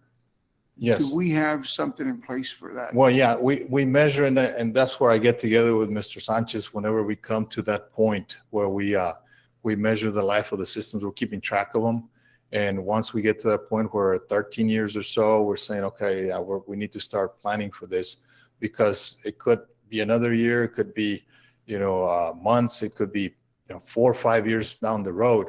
But we need to have that plan in place and the budgeting. So that's when I start talking to Mr. Sanchez about funds for projects. And then we follow the process of bringing it to the board for approval of the project itself. Okay. Mr. Garza, I know that you said about the opening windows, and there's a lot of schools. I know Sam Houston, Cuellar, these schools that don't have any windows that you can open. I guess maybe like the older schools like Memorial, they have windows that you can push open.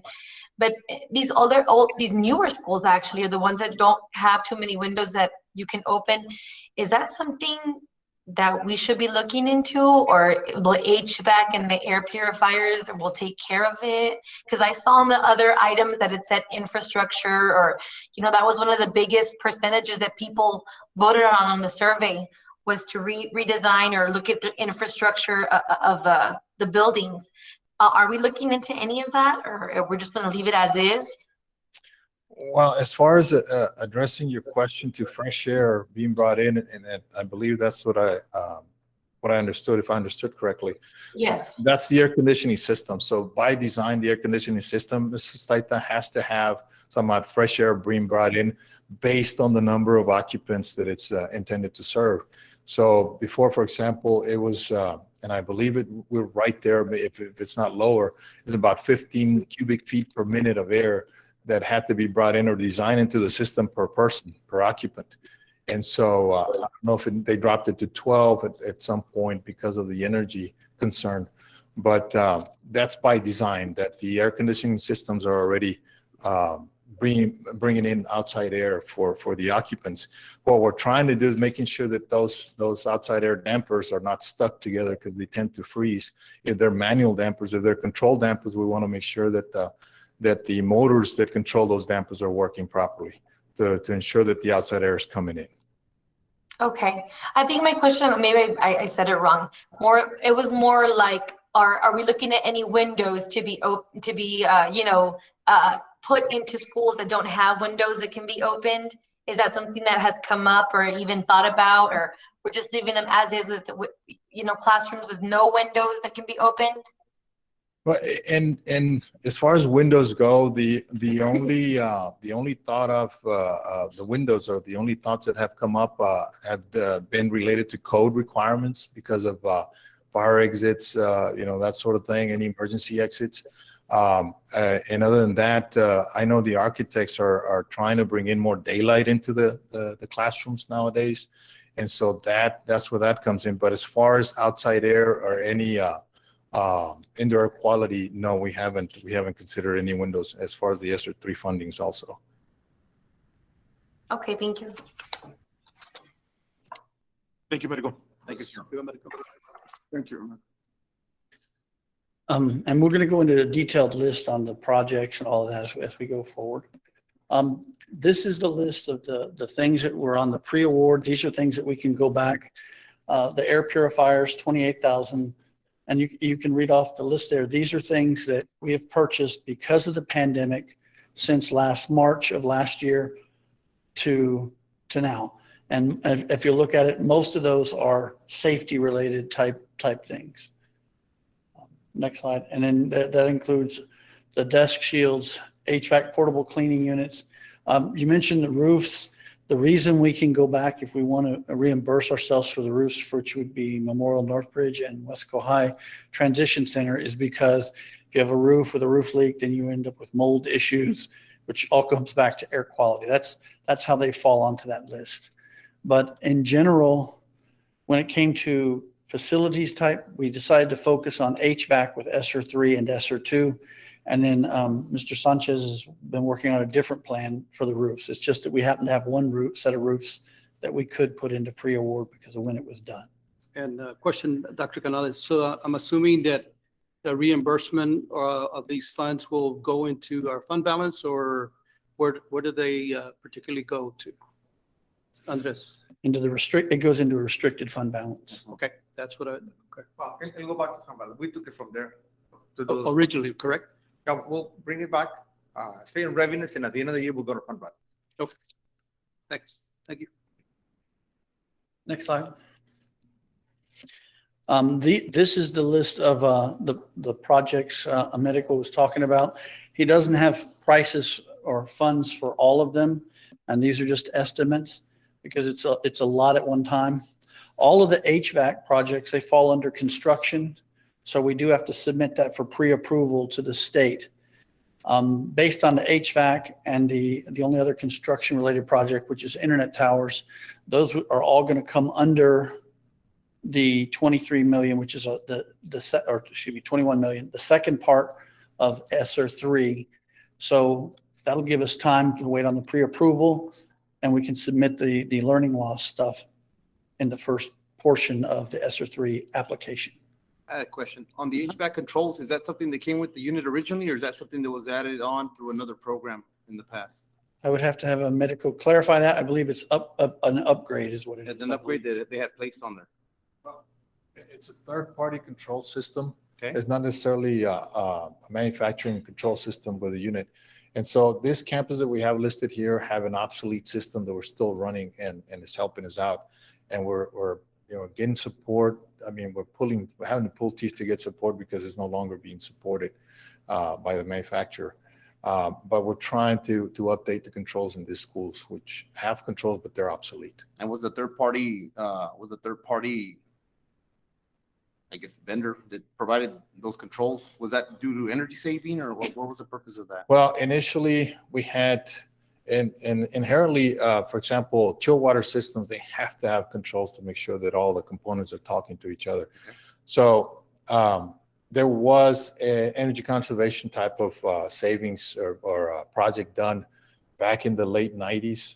And so a lot of controls came in that way. And these are some of those remaining controls that came in that way. Roger. Thank you. Yes. Next slide.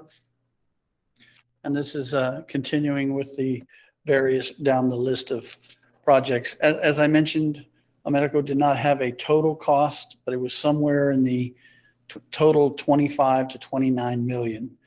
We looked at originally when we were looking, ESSER 2 hadn't come out yet, so we said, well, let's at least try to get half of it under ESSER 3, and then we'll go back and look under ESSER 2 if we need to get more. Next slide. And this is the last, continuing on down with the HVAC. And they're not in any priority order. They're just, these are the list of all the different areas that Medico had identified a need. At Lecky Stadium, we need HVAC upgrades. I'm assuming at the field houses and up the press box, I'm assuming. Okay. That's fine. That's fine. Okay, next slide. In addition, at the DAC, we also looked at a retention stipend. And what happened is we gave the DAC members different amounts to look at and an estimate on about how much it was going to cost if we decided to go with that stipend. These stipends do not include the benefits on that we would have, that amount for how much it would cost doesn't include the benefits because it depends on how we pay the stipend out, how much the benefits are going to cost on top of it. But we shared with the principals and the department chairs and the DAC, starting at 500, it would cost 1.127 million, working our way up through $1,000, 1,200, 1,500, all the way up to a $3,000 stipend. The numbers in green off to the side, that was the level of support for that particular level of stipend when we did voting at the district advisory last Thursday. So the majority of the staff were in favor of the $3,000 side, about 2/3 of the staff. Okay, next slide.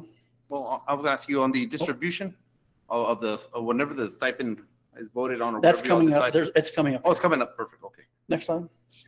This is just the pie graph with from how the voting went for those who wanted more visual, but it's the same results that were in the table. The bulk 2/3 still wanted the full 3,000. Next slide. On the distribution of the stipend, that's what we have here. We discussed a couple of options. The blue, which about a quarter of the people there were in favor of, was where we would pay the stipend out over the course of a year in monthly chunks. So for example, let's say it's a $1,200 stipend, you would get $100 a month. Uncle Sam would take his piece out of it. But that 100 would also count as a part of your salary as far as retirement purposes, because it's paid out every month. Then we looked at it, if we said, okay, if we want to give it twice, break it in half and say you're going to get the first half September, whenever we get the actual funds in, and the second half in December, which that had about 75% of people in favor of that. There's also the option if we just say, hey, let's get it, one lump sum whenever it comes in, we could put it at the end of the year. That's, a decision for y'all to give me the feedback. I have no dog in the hunt either way. Next slide. Now, these are the items, and based on, we had the departments do a bunch of research to come up with things that they needed to meet the pandemic. We took this through, there was a lot of different feedback gathered. And then we had the principals and the department chairs do some prioritization. Then we shared it with the district advisory committee, and they pretty much agreed this is a good start. There were other items identified. They total about 8 million in other items that, as I mentioned it to the department chairs, it's not off the table. It's just, we're going to go back and look at that as part of ESSER 2, since we've already done the legwork on it while we're getting ready for ESSER 3. So these are fine art safety equipment, and I'll let you read them. You know, 66,000. That was things to like sterilize instruments, things like that. Custodial support in the cafeterias, because it's going to be a lot more cleaning and sterilization after lunches. Extra food service packaging, 50,000. You know, when you think of those little food service packages individually, they don't cost a lot, but when you use a lot of them, you know, for meals going out and so on, it does add up. And then looking at getting some outdoor dining equipment at the high schools in particular, and possibly middle school. These are tables, and so that if we need to distance students, you know, that's an option. Next slide. Nursing, looking at 20 medical assistants. This is just for the first year, because that's going to be the year when we have the most stress on our nursing stations as far as COVID tracking, answering questions, you know, taking care of students. So that's extra help in the nursing department, nursing station safety upgrades and technology. And then the socio-emotional learning, the online resources for the counselors. That is a program which will have the technology department will also vet that to get some resources out for counselors. Next slide. Working on getting some curriculum out and some plans with the counselors to be able to work with students. Air purifiers in buses. That's one area we don't have air purifiers in all the buses, so to make sure that we have a lot of bus students that, you know, they've got safe air. And then migrant department, socioeconomic learning as far as migrant department. That has an asterisk. There's about 4 items that had an asterisk by it. Originally, they were, quote, below the line, but because we had some money, because the pre-award costs were lower, and we had not had the migrant stuff included initially and some of the parent engagement. So, and the things they were requesting were not going to break the bank. We moved them up with some of the savings we had because the pre-award costs were looking a little lower. So if there's some things you'll see an asterisk, that's why that's got an asterisk. Next slide. Looking at learning loss. And these are in alphabetical order. They're not in any priority order. They're just in alphabetical order by default. ACE, after school program. We have the ACE program. It's got a grant. If it gets its grant, then we'd look at using this money perhaps to expand the ACE program, service more kids. So we'll have to see how that goes, because they're up for their award, hopefully Friday. CNI, originally accelerated learning aids. Originally the number was 197, which is basically about a quarter of what we have right now. We've been discussing that, because is it really possible to get 197 qualified people into the classrooms that quickly? That may be a bridge too far. Even 51 is going to be a challenge. On the principals, we did put on there, if you want a teacher instead of, we can do a 3-for-1 swap, say, hey, I really need a teacher instead of, these 3 aides. So we could work with that. The problem with teachers is some campuses, in addition to hiring a teacher, you've got to also have a facility to put them in, all the equipment and everything else. So there's some flexibility in there.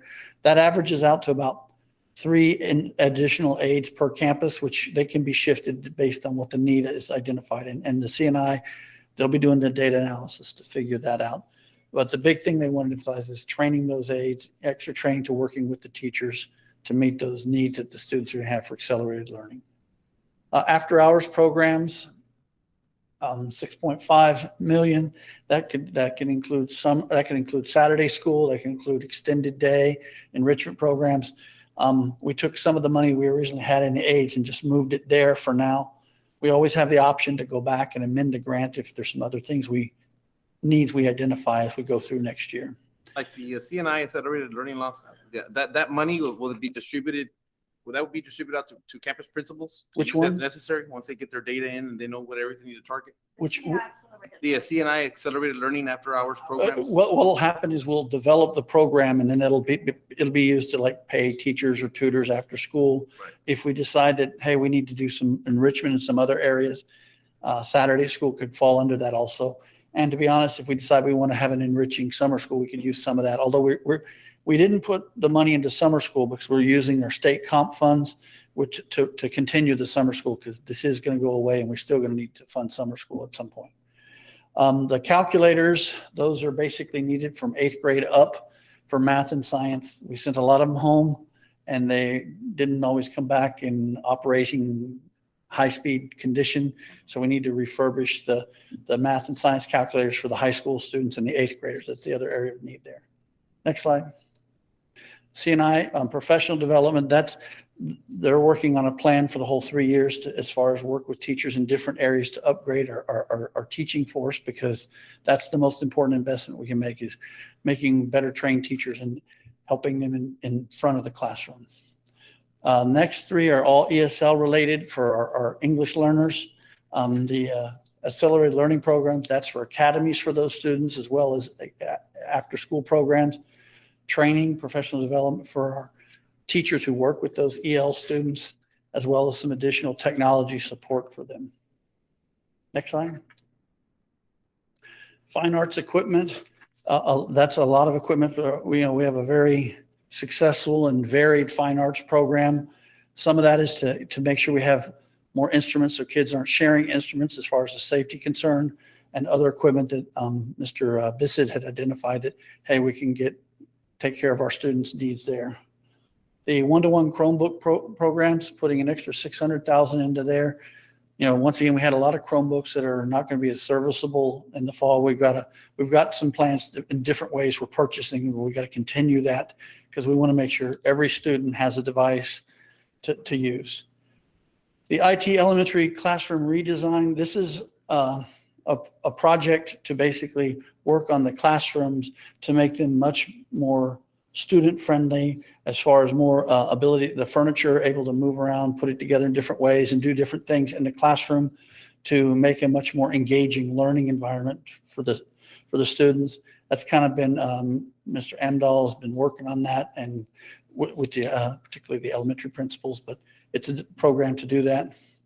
The IT internet towers, that is an estimate, basically and that's the other project that falls under construction. It needs pre-approval, but to get more Wi-Fi access out to our areas where we have students that, they had to use a hotspot, which wasn't always reliable for learning during the pandemic. Even though the pandemic is hopefully over, when we come back to school, the future is still going to be with these kids having to work on technology, whether it's homework and things like that at home also. So we still need to make sure we've got the technology to support that learning as well. Mr. Garlick, out of those 5 million, how many towers would that include for those internet towers? And where would they be placed around the city or county or whatever? Let me get the IT experts down. Okay. Mrs. Aita, it's an estimate. We're looking at about 12 towers. Each tower is at about 350,000. That puts you at about 4.2 million. And then based on there's different technologies we can use on the towers, but you'll use like a little hotspot box to connect to the towers, which is about 120 each for around 5,000 students. That's another 600,000. So now you're looking at 4.8 million. And obviously with the construction, it all depends on the height of the towers. We're definitely going to need an engineer to design the base and everything to make sure they're safe. So these wouldn't be Wi-Fi towers. These would be, you would need an actual little hotspot to connect to them. Correct. So like the Hidalgo County, they have Wi-Fi towers where they're actually just sending the signal to the community. So that's where, not just our students, but the whole community can get access to. But those are restricted to where the Wi-Fi hotspots are. And those were on the like light poles in the neighborhoods. So if you didn't have light poles in your neighborhood, you're not going to get their Wi-Fi signal. But that, yeah, that So this would be a different technology we're looking at. It's more kind of like, we're going to look at different ones, but think of it like a private LTE or private 5G LTE, which I would probably be leaning toward. It's kind of like a private cellular network. and yeah, that was going to be one of my questions, because I know that the city of Weslaco, and I know that the county precinct one, and I know they did a lot of improvements with Wi-Fi and putting them out there. So that was the issue. If they didn't have light poles, they weren't getting towers in their area. So this is going to cover those gaps. Correct. And I'm not sure if I'll be doing microwave between the towers. I might use my existing fiber in the district to connect them all. And then I'll be looking at towers on the north side and the south side.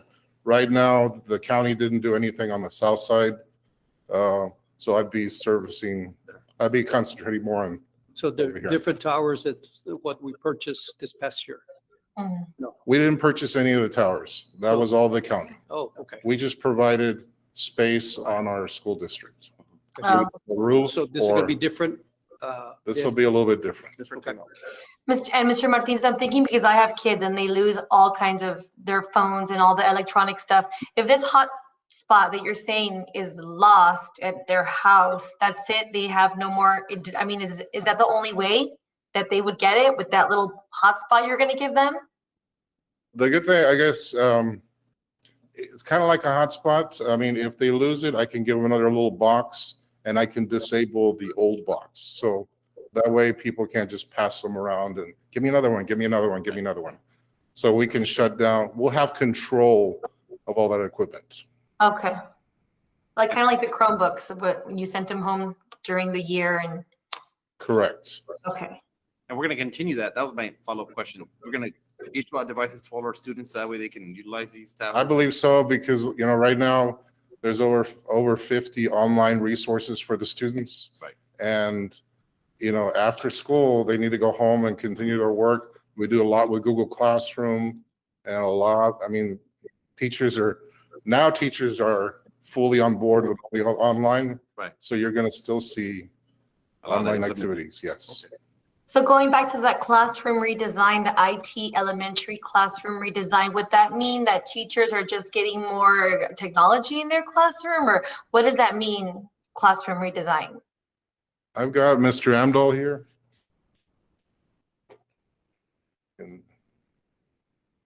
Actually, Mrs. Sustaita, it's much less about the technology and more about the dynamic placement and availability of moving furniture around to make like dynamic groups that would leverage technology. There might possibly be a small amount of technology, maybe a couple wall-mounted monitors where kids could plug in their Chromebook and have a small group discussion, teach each other different concepts. But it's more about that dynamic learning environment. Very, very little, I'd say probably less than 10% of it would be involving technology. Okay. Think of it, if you want a concept, you know, a traditional classroom has, you know, maybe static tables, maybe student desks in rows. This would be the complete opposite of that. It'd be dynamic, where if you want to shift and break them into groups, they'd have furniture they can move together in different parts of the room to make those collaborative groups. Because studies have shown that one of the main reasons kids come to school is to collaborate with their friends, and they've been lacking that for over a year now.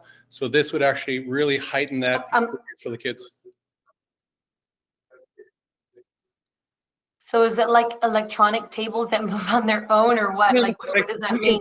Think of geometrically shaped tables that you can replace and move them into, you know, take separate tables and move them and make them into one big table, or a medium-sized table. Maybe on rollers that, you know, would be stabilized. You could lock the rollers and just move them around. So it would not be, the tables themselves would not be technology. They would be allowed to move towards technology, like these presentation stations or other kind of technology tools. Maybe you can bring us pictures or something next time so we can see. We've got samples, pictures we've actually already worked out. Actually, the elementary principals came up with designs, and they already have basically bundles of packages of for different grade levels that would be appropriate for those students. Yeah. And flexible furniture was something that we've been talking about as part of a long-range future. Exactly. Yeah. And we've piloted this.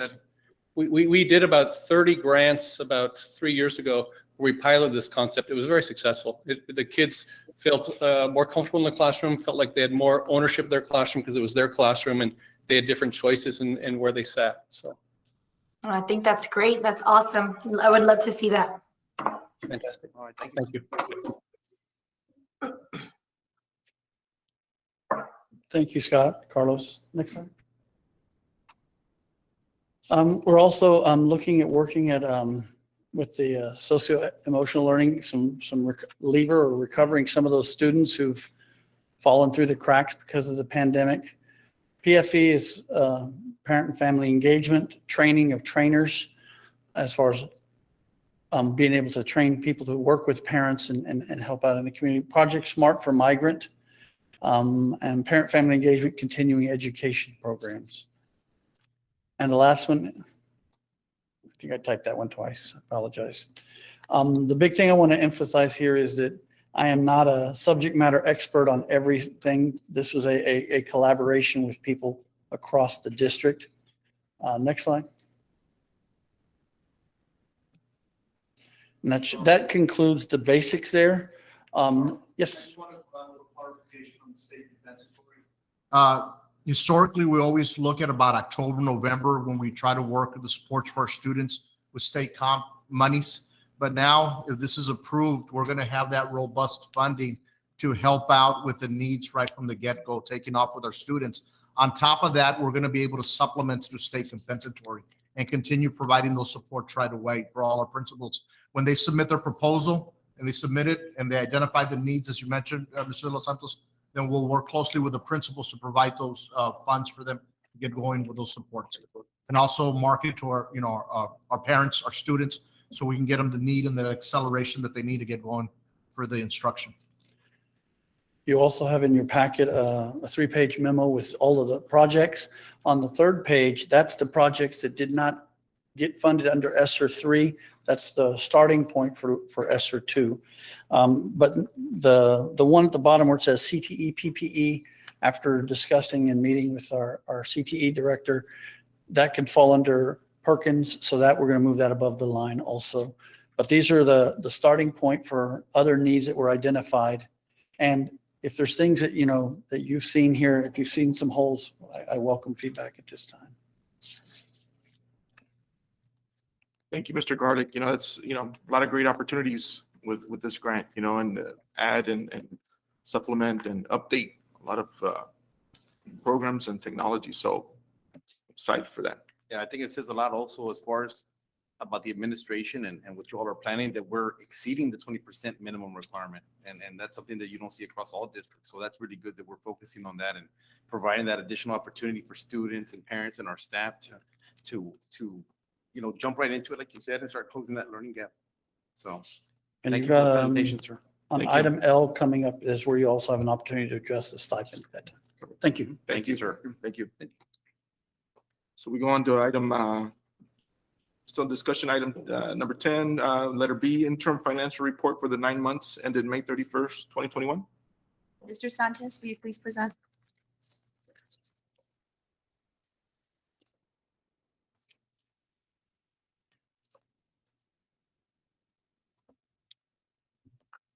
You can set it up.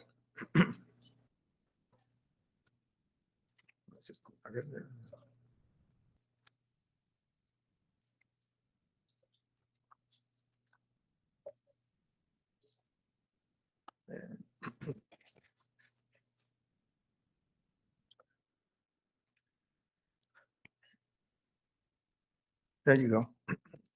Okay, this is the budget revenue report as part of the annual financial report. Our budget in the general fund, our revenues, the local revenues are 24.9 million. The state revenues are 137,408,000, and our federal revenues are 13,853,000. The total is 170,221. We have an extra one there. Sorry about that. Next slide. The state revenues are based mostly on average daily attendance. We had mentioned before, we budgeted 15,288, and the state gave us additional funds as part of the whole harmless. As far as federal revenues, for food service, because of the not having the students present, we didn't serve as many meals as before, even though we pay for all the staff throughout the whole year. So we're having a deficit. We had a deficit last year. The federal government, the USDA, is going to assist districts, and we're expected to receive $1,072,000 later on this month. Next slide. Next slide. Next slide. Okay. Here's the budget for revenues.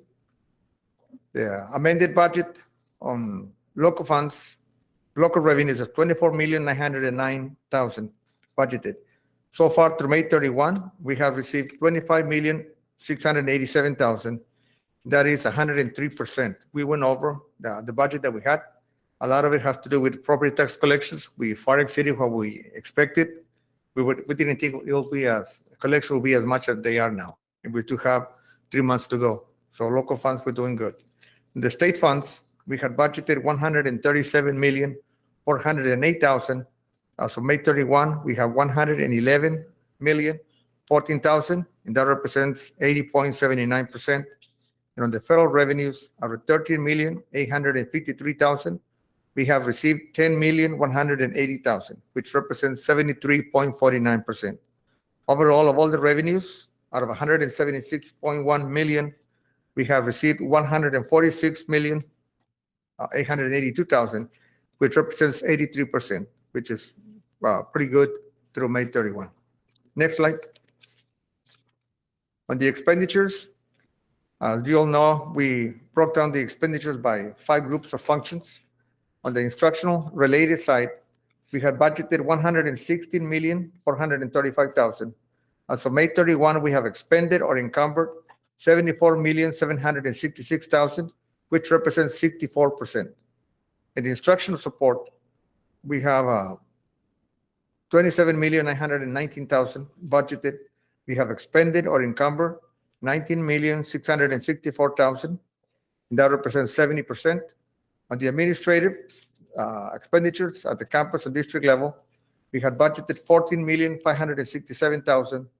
We have expended or encumbered $10,400,000 as of May 31, and that represents 71%.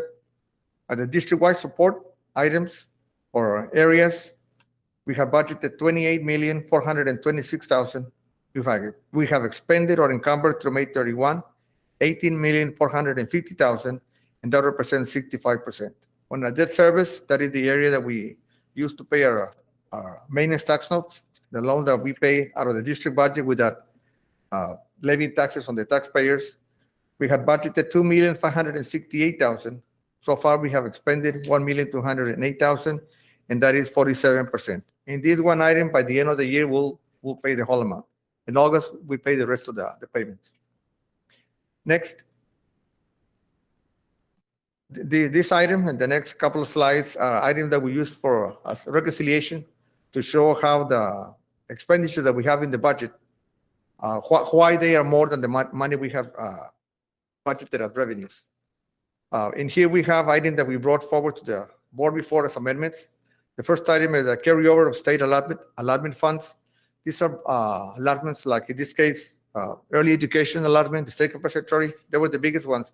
We had $5.5 million that we didn't spend last year, so we had to roll it forward this year. The same item, the same with the remaining items that we have here. Another major one, the next one is $1.2 million for purchase order that we have encumbered last year that item didn't hear on time, so we rolled them over so we can pay them out of the new budget. The next one is the employee incentive pay that the board approved for December. That was $2,323,000 that came from fund balance. I'm not going to go over the other ones because I have mentioned it before, but go to the next slide, please. And here we have the second item here, the portable air cleaning units, is $1,749,000. I mentioned earlier, came from fund balance. Once we get money from the ESSER 3, we'll be able to reimburse the district, the fund balance again. The next item, major one, is cleaning and disinfecting supplies for classrooms and departments. The board approved $750,000. The money has been set aside in the budget. If we don't use it because we're going to use the ESSER funds, the money goes back to the fund balance again also. The board approved $200,000 for student debt shields, and that is listed in here. Next slide. We added an amount for summer feeding program, 320,000. The summer school budget, we had a program of 25,000 for the universities, for the students to attend that during the summer. And also we had added a budget for the first two invoices for the forensic audit of 137,000 total. The total amount of these expenditures that we added to the original budget are 14,140,746. Next slide, please. Mr. Sanchez. Yes, ma'am. If you stop there, the summer meal program, is that the when the buses go What? and give No, summer feeding program? it's for the summer school. Oh, It includes the buses that go during the summer are included in there, but also the students attending summer school. Oh, okay, so this is for summer school. Reimbursable as well. Isn't it? Yes, it is. Yes, it is. And So then also- we can take this from the ESSER? If we, Go ahead. we would, he said it's reimbursable, so we could use this from ESSER, is what you're saying? There might be some item that we can claim because the meals are submitted to the state. So that amount is already being reimbursed. If we have a difference, that's something that we can look into. Yes. Yeah, and I know that now with those, that PEBT program that the state gave out a lot of money to the families, Yes. you know, that, I don't know if, you know, that can make a difference on that number there. No, because Go for summer school. that amount goes directly to the parents. It doesn't flow through us. Yeah, The total amount of all those amendments that we did is 14,140,000, like I said. That gets added to the original budget of expenditures. So the original budget was 175,776,000 of expenditures. We added those amendments of 14.1 million. The total amended budget of expenditures that encompasses is 189,917,467. This is why our budget looks like we're spending more money than we generate, but it's coming from the fund balance. Not that we're getting going And in bankrupt or something. And a portion of that is rollover as well. Too. Yes, 5.5 million. Yes, sir. Right. Next And, slide. and a portion of it is also reimbursable under the ESSER for some Yes. of those items. Yes, some we can. Next slide. And that's it, right? Okay. That is the financial report. Any questions? All the questions? I guess I'll go first. Okay. Sir, I want to ask you a question. I know Sure. that historically, our attendance over years has our enrollment had been the same, 17,200. It always fluctuated a little bit, off a couple hundred over the years. And we're talking about years that we've had that. Only recently did we see a drop with the COVID-19 and kids moved, relocated, et cetera, whatever the situation was. We know people lost their jobs, maybe had to leave their living situations, whatever the case may be. But we've also historically not been able to hit ADA. And so our ADA has always been around 15,500, or if not a little bit higher over the years compared to our enrollment. So I guess what I'm trying to get to is that when we do our budget is actually to the T. I know I went to some trainings, some great trainings at the island, and there's other districts that operate where if they're receiving 200 million, local, state, federal, their overall budget is usually maybe a couple million short. They usually have a window or a buffer that they're saving, and there's multiple districts like that in the valley. In ours, if we get 176, we're spending 176. So is that what's preventing us from giving raises? Where are we with that, and what is the action that needs to be taken so we get to a state where we can start providing raises to staff? Actually, in prior years, we did exceed the budget for ADA. Okay. But we have the program that we have the flexible attendance. We were not able to do it because of COVID last year and this year. Okay. But we've been helping us. The reason we have the whole harmless high that got us from 15,000 to 15,600 is because the state used the prior to the pandemic, 3 years average, and that gave us the amount. That's why we went from 15.2 to 15.6. So we have been doing good before. It's just last year and this year we went down because of the pandemic. That happened to everybody. ADA went down. This year, because of the uncertainty, when we approved the budget, I mentioned earlier in the tax collection that I didn't expect it to be as good because we didn't know people don't have a job. They're not paying the mortgages. Are they going to pay the property taxes, mortgages? We didn't know a lot of those things. That's why we went the way we went. The prior year, we had the help from the state. They helped us to do the raises that we get. Besides what the state told us that we had to do, we went above and beyond and paid more to our employees. Right. So some of what we pay, I gave a 7% pay raise for some employees. The amount we needed to give him was only 4%. Right. So we were able to give him a raise. It was just this year and the year before, the House Bill 3 that we were kind of tight. Right. And we didn't give them the raise. And we also had in the past sometimes cushions in the budget. Now that we budgeted even, now that we leave $1 million or $2 million as a surplus, but we used to, because the budget, the board has always told us, if the schools need something, help them, and we do. Right. And I have mentioned to the board in prior years, I have these contingencies by function, because if we don't have enough money in a function, we have to come back to the board to approve a budget amendment, and that has to wait till the next month. Right. So I was having money in function 11, 21, 23, all of them had money. So when the schools needed funds, I would discuss it with the cabinet. Sometimes I made the decision myself, depending on what it was or how small it was, and we gave them the money from that amount. This year, we didn't have any. Do you all use a budgeting tool that's provided by Region 1? The what? The budgeting tool that's provided by Region 1 that We- kind of we- gives an assessment on. Well, all we districts? look at that, some of You it, do? yes. Okay. Like in certain staffing areas where they don't match with enrollment or they're higher, is that something that's taken into account? Or like, because I'm trying to think is, we've already had, I know that there was a significant raise that was given a while back, but where are we at now as far as, what do you project as far as our budget, the way it's looking, projections for this upcoming school year? What do we need to do?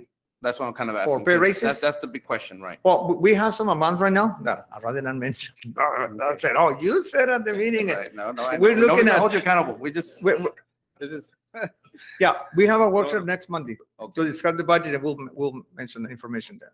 Okay. That way, whatever we look at calculating, we want to see, be able to have, put it in the budget and the system. Okay. To see with the rest of the expenditures we have, how that's going to come up with the projected revenues, to see whether we have enough to make it, or we have to cut some of them, or what we do. Okay. Right. Thank you. So Monday you'll provide that information. We'll provide more information. Okay. All right, sir. Thank you very much. Okay. Appreciate it. But remember, we're looking at a stipend from ESSER, the Right. stipend, the incentive payment that we're getting from the diesel. So our employees are getting compensation. We're trying to help compensate because of not having provided And good this raises. year was probably the most stressed year for teachers, for Yes. principals. for- Everybody. It was a tough year. They've been So through a lot. I agree with Los Santos that we need to look at that. But it's important, especially that we have the ESSA funds, Yes. also.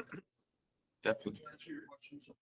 Regarding the enrollment shifts, we're having those discussions with the principals, so we're careful in looking at that, what they're looking at for next year, the projections. And of course, any new positions that come up, we're really going back and coming back to the compensation plan and really stressing that rationale if there's going to be a need for that or not. So we're trying to keep a very close eye on that as far as the staff. Thank you. You're welcome. Thank Thank you, you. sir. Mr. Sanchez, I believe the next item is yours also. Yes, 10, yes, it 10C, acknowledgement of Hidalgo County Tax Yes, it is. Office collection reports for April 2021, current taxes and delinquent taxes.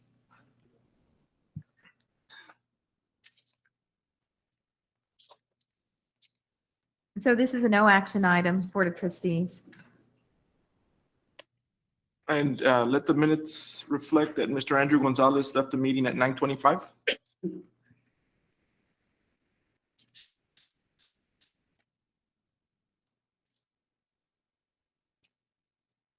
Yes, Dr. Rodriguez, members of the board, Dr. Canales, this is the tax report from the Hidalgo County Tax Office for April 2021.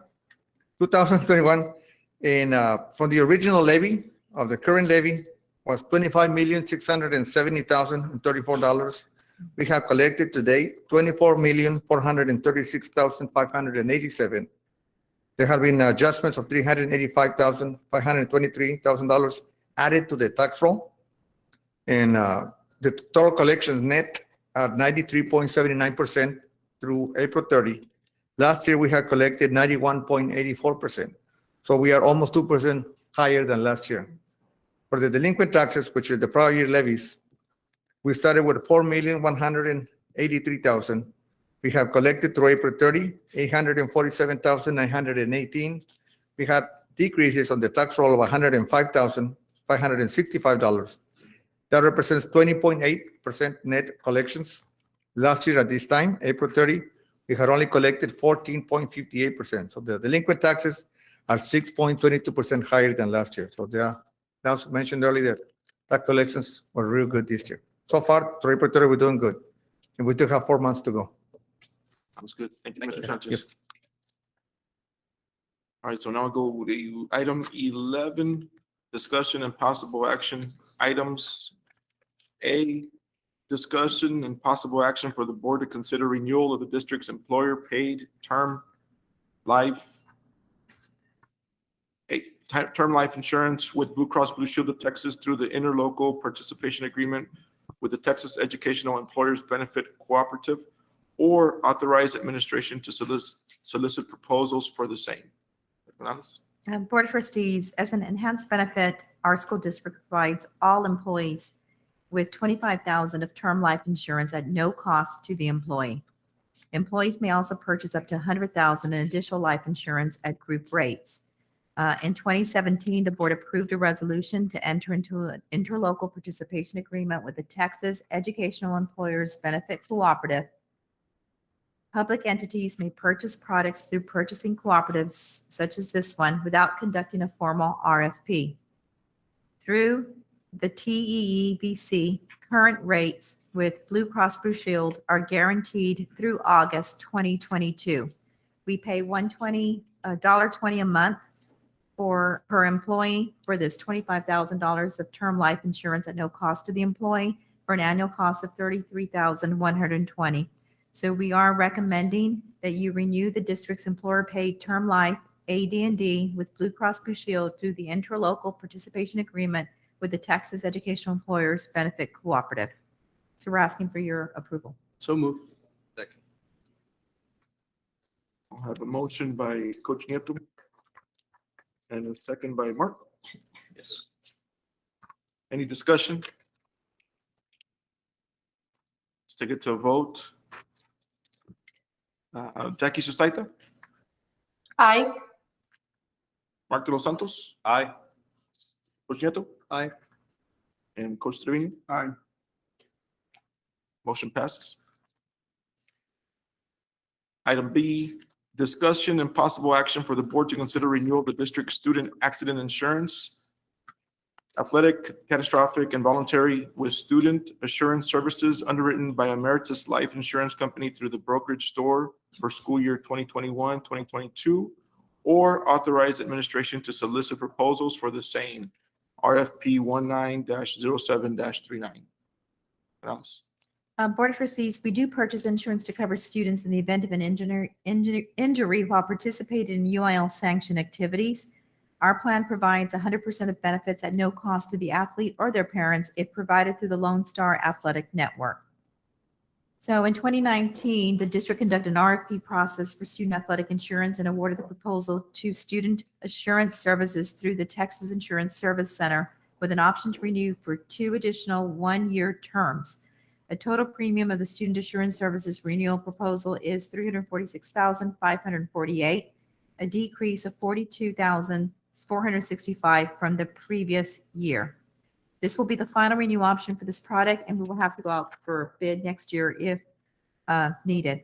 Risk management and the athletic department concur that there have been no major issues and feel it's the best interest of the district to move forward with the renewal. So I am recommending that you renew the district student accident insurance policy with Student Assurance Services underwritten by Emeritus Life Insurance in Zurich through Texas Insurance Service Center, the brokerage store for the 21-22 school year.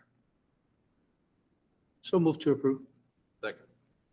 Got a motion by Coach Nieto and a second by Mark de los Santos. Yes, sir. Any discussion? Have we had any problems with insurance problems at all? Okay. Okay, we'll take it to a vote. Jackie? No. I'm sorry, I have a dog barking behind me. What was the question? We're going to take it to a vote. Item B, which is discussion and possible action for the board to consider renewal of the district student accident insurance. Oh, yes. Okay. Are we voting? Yes. Yes. Aye. We got a motion by Coach Nieto and a second by Mark. So I'm asking for your vote, yes or no? Yes. And Mark de los Santos? Aye. Coach Nieto? Aye. Coach Trevino? Motion passes. And item C, discussion and possible action for the board to consider renewal of the district's workers' compensation excess insurance or authorize administration to solicit proposals for the same. RFP 19-07-41. Dr. Canales? Board of Trustees, our district purchases excess or stop-loss insurance for its workers' compensation program. This excess insurance is similar to the stop-loss coverage we purchase for our self-funded medical benefits program. The district self-insured retention rate, SIR, is currently $450,000 and is for the life of the claim. The renewal proposal increases the SIR to $500,000. In 2019, we conducted an RFP process, and the U.S. Specialty Underwriter Star Insurance was selected with an option to renew for 2 additional one-year terms. This is a final year renewal option. Premium rates will remain flat and are based on estimated payroll of $118 million plus. U.S. Specialty Underwriters will conduct a payroll audit later in the year to determine if there is a balance or credit due to the district. Renewal premium rate is 0.0397 per $100 of payroll. So we are recommending that you approve the renewal of the district workers' compensation excess insurance for the U.S. Specialty Underwriter Star Insurance through Shepherd Walton King Insurance Group. Okay, do we have a motion? I'll make a motion. Motion by Coach Trevino Second. and second by Coach Nieto. Correct. Any discussion? All right, we'll take it to a vote. Mrs. Susaita? Aye. Mr. Los Santos? Aye. Coach Nieto? Aye. And Coach Trevino. Aye. Motion passes. Item D, discussion and possible action for the board to consider renewal of the district's agreement with TriStar Risk Management to administer the district's self-funded workers' compensation program for fiscal year 2021, 2022, or authorize administration to solicit proposals for the same. RFP 19-07-41. Dr. Canales? So in 2019, we solicited proposals for workers' compensation third-party administrator TPA services. TriStar Risk Management was selected to provide TPA services for 1 year with the option to renew for 2 additional one-year terms. This is a final renewal option. TriStar offered a flat renewal rate of $51,570, which is the same. In addition to the basic admin fees, TriStar also charges for claim-related fees such as peer reviews, utilization reviews, bill reviews, etc. A pricing breakdown for these services is included in the attachment. Estimated total admin fees is approximately $85,000. We are recommending Board of Trustees that you approve the renewal with TriStar Risk Management to administer the district's self-funded workers' compensation program for fiscal year 21-22. Okay. Item D, you have a motion? So moved. I got a motion by Coach Nieto, Second. second by Coach Trevino. Any discussion? I just have a question. I'm trying to understand. I'm not a big insurance person, but this vendor, TriStar Risk Management, and then I'm looking at the item we just passed with U.S. Specialty Underwriters. They're both dealing with workers' comp. Are we just authorizing 2 different vendors for the same thing for workers' comp, or is it something different? No, Mrs. Sustaita, the previous item was for the excess or reinsurance. So if an employee suffers an on-the-job injury and we retain $500,000 and we owned it for the life of the individual. So basically, we're reinsuring our stop loss. This is actual true insurance where there's a transfer of risk. The item we're discussing now is the administrative services or the TPA services, the people that actually process the claims, adjudicate the claims, report to the state. This item is heavily monitored by the state of Texas and TDI, heavily regulated, excuse me. And what one vendor can't do both. It's 2 different ones. They're 2 different services, correct? One is the previous item was for stop loss insurance, and this is for the actual administration of the workers' compensation program. They pay the bills and submit reports to the states and do the employee case management. Okay. Thank you, Mike. Thanks. So we're going to take it to a vote. Signify your answer by saying yes or no. Mrs. Sustaita? Aye. Mr. De Los Santos? Aye. Coach Nieto? Aye. And Coach Trevino? Aye. Motion passes. Item E, discussion and possible action for the board to consider approval of allowance expenditure authorization number 2 for the fence at the Lackey Stadium visitor parking lot. Dr. Canales? This item's for the installation of a 450 feet of chain link fence, including gates, to replace the existing fence on the visitor side of the stadium. The existing fence and gates were temporarily removed as part of the ongoing construction project at Bobby Lake Stadium. The primary reason for replacement of the fence is the improvement of the condition of the existing fence and gates. The operation of the gates is critical for our fans who attend on wheelchairs. Consequently, the aesthetics of the facility will be greatly improved by the installation of the new fence. The new fence is coated with black vinyl and will be installed at a height of 6 feet. Our staff has been working with our project engineer, Mariano Garcia, in Mid-Valley Paving, monitoring changes to the scope of work for this project due to unforeseen conditions, design adjustments, and/or additional things requested by WISD as determined and as needed by staff. The additional work under the allowance expenditure is determined to be outside the scope of work as stipulated in the signed contract. The net cost of the additional improvements is to be paid from the project allowance. Therefore, there is no increase in cost to the project. The project includes the following contingencies and allowings, initially totaling $40,000 that can be used to pay for additional scope of work not included in the project construction documents. So, Board of Trustees, we are recommending that you consider the approval of the allowance expenditure authorization number 2 for a change in the scope of work needed for a section of the fence at the Bobby Lackey Stadium visitor parking lot. Do have Mr. Garza and Mr. Riojas here if you have any questions about this. Motion approved. I've got a motion by Mr. De Los Santos Second. and a second by Coach Nieto. Any discussion?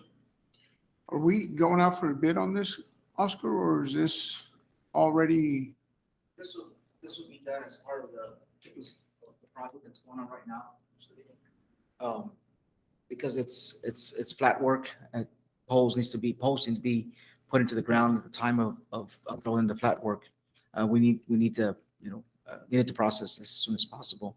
The fence, the current fence that's there, still workable condition. The gates were a little bit getting worn over the years. The fence also, it is galvanized fence, but over the years it still was starting to show some corrosion. And so we decided to go with a vinyl coated fence, which will look aesthetically cleaner, nicer, and it'll give a much cleaner appearance on the visitor side instead of reinstalling the old fence back again. And that's just an item that we overlooked as we were preparing for the project.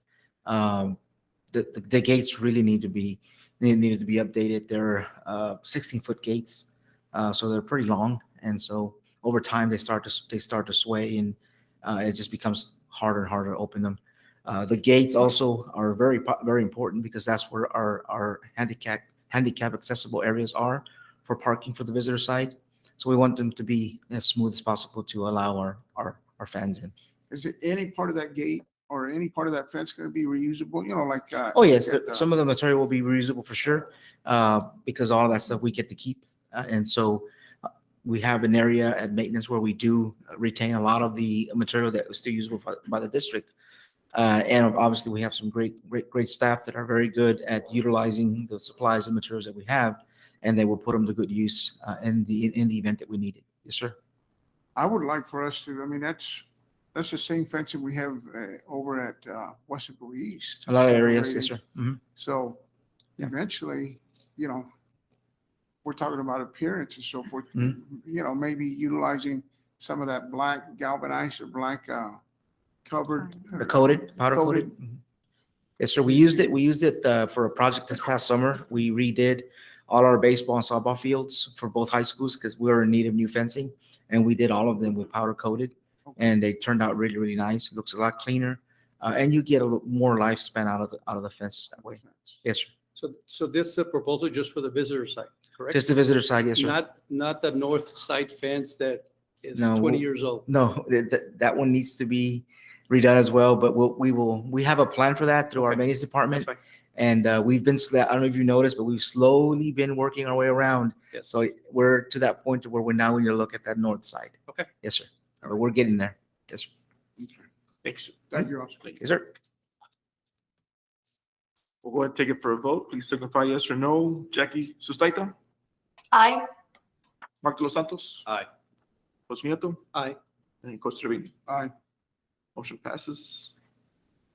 Item F. Let's see here, discussion, possible action for the board to consider approval of the final completion of the roofing replacement projects at 3 schools, Memorial Elementary, Northbridge Elementary, and Weslaco High School Transition Center, CSP number 20-04-20 as follows. Number 1, a deductive change order for the unspent contingency allowances and weather-related and delay days to complete the project. And number 2, final completion of the project. Dr. Canales. And Board of Trustees, on May 11th, 2020, the board approved American Contracting USA, Inc. for the construction of this project in the amount of $3,270,000. The scope consisted of the demolition of existing roofs, installation of new roofs.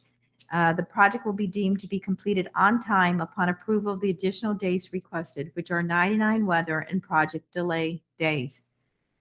And there will be no liquidated damages to the contractor. After board approval and confirmation that all pending items and closeout documents have been addressed, we will proceed to process the project's final payment. Adverse weather days affected the project schedule and are included in the summary table below. The contract with American Contracting for this project includes a contingencies allowance totaling $260,000 at the beginning of the project that can be used to pay for unforeseen project conditions or additional scope of work not included in the project specs. The remaining balances are as follows. Owner's contingency, $90,000. General building repairs, $164,200. We did use $5,800 for trimming trees and removal of trees. And there's a table that summarizes the contents of the deductive change order.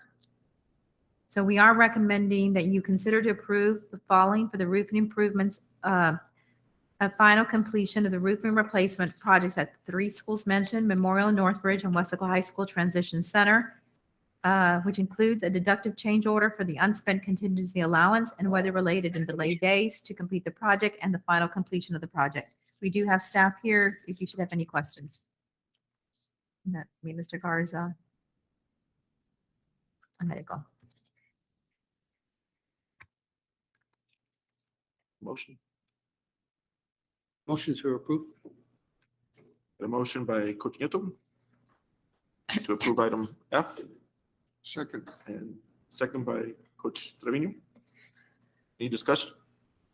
Now, we had a credit of, what did you say, 254,000? 254,200. That's credited back to Weslaco ISD. And so will that go to our fund balance also? Local, okay. Strict. Okay. All right, we'll take it to a vote. Please signify yes or no. Jackie Sustaita, Aye. Mark De Los Santos, Aye. Coach Nieto, Aye. Coach Trevino. Aye. Motion passes. Item G, discussion possible action for the board to consider approval of the purchase of HVAC equipment for Rico Elementary, Kleckler Health Elementary, and an administration building complex from approved purchasing cooperative vendors. Dr. Canales. This item is for 34 HVAC units at Rico Elementary and Kleckler Elementary. That's 17 units at each school and 7 HVAC units at the admin complex that need to be replaced due to age. Weslaco ISD HVAC, electrical, and plumbing staff will perform the installations of the units. So Perry Mechanical Systems has the lowest cost and meets all of the specifications required in the construction documents provided by the project engineer. Furthermore, they were awarded a contract through the by-board purchasing cooperative. So we are recommending that you approve the quote received for the purchase of the HVAC equipment for the 3 locations from Perry Mechanical Systems of Edinburgh. Again, they were the lowest at $393,078.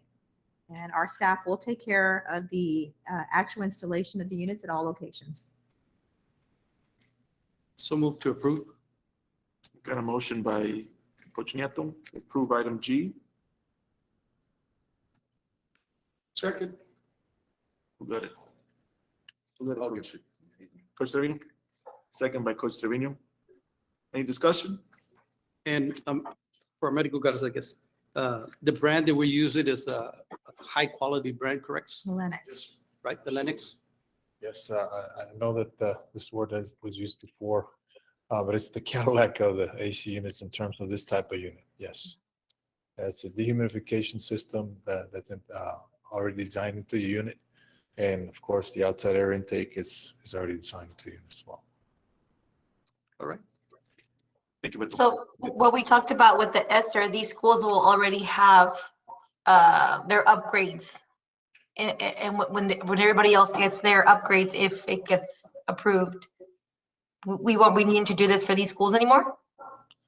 Right. So, Ms. Staita, we're doing what's wing additions that were done to these two schools, Colegio Enrico.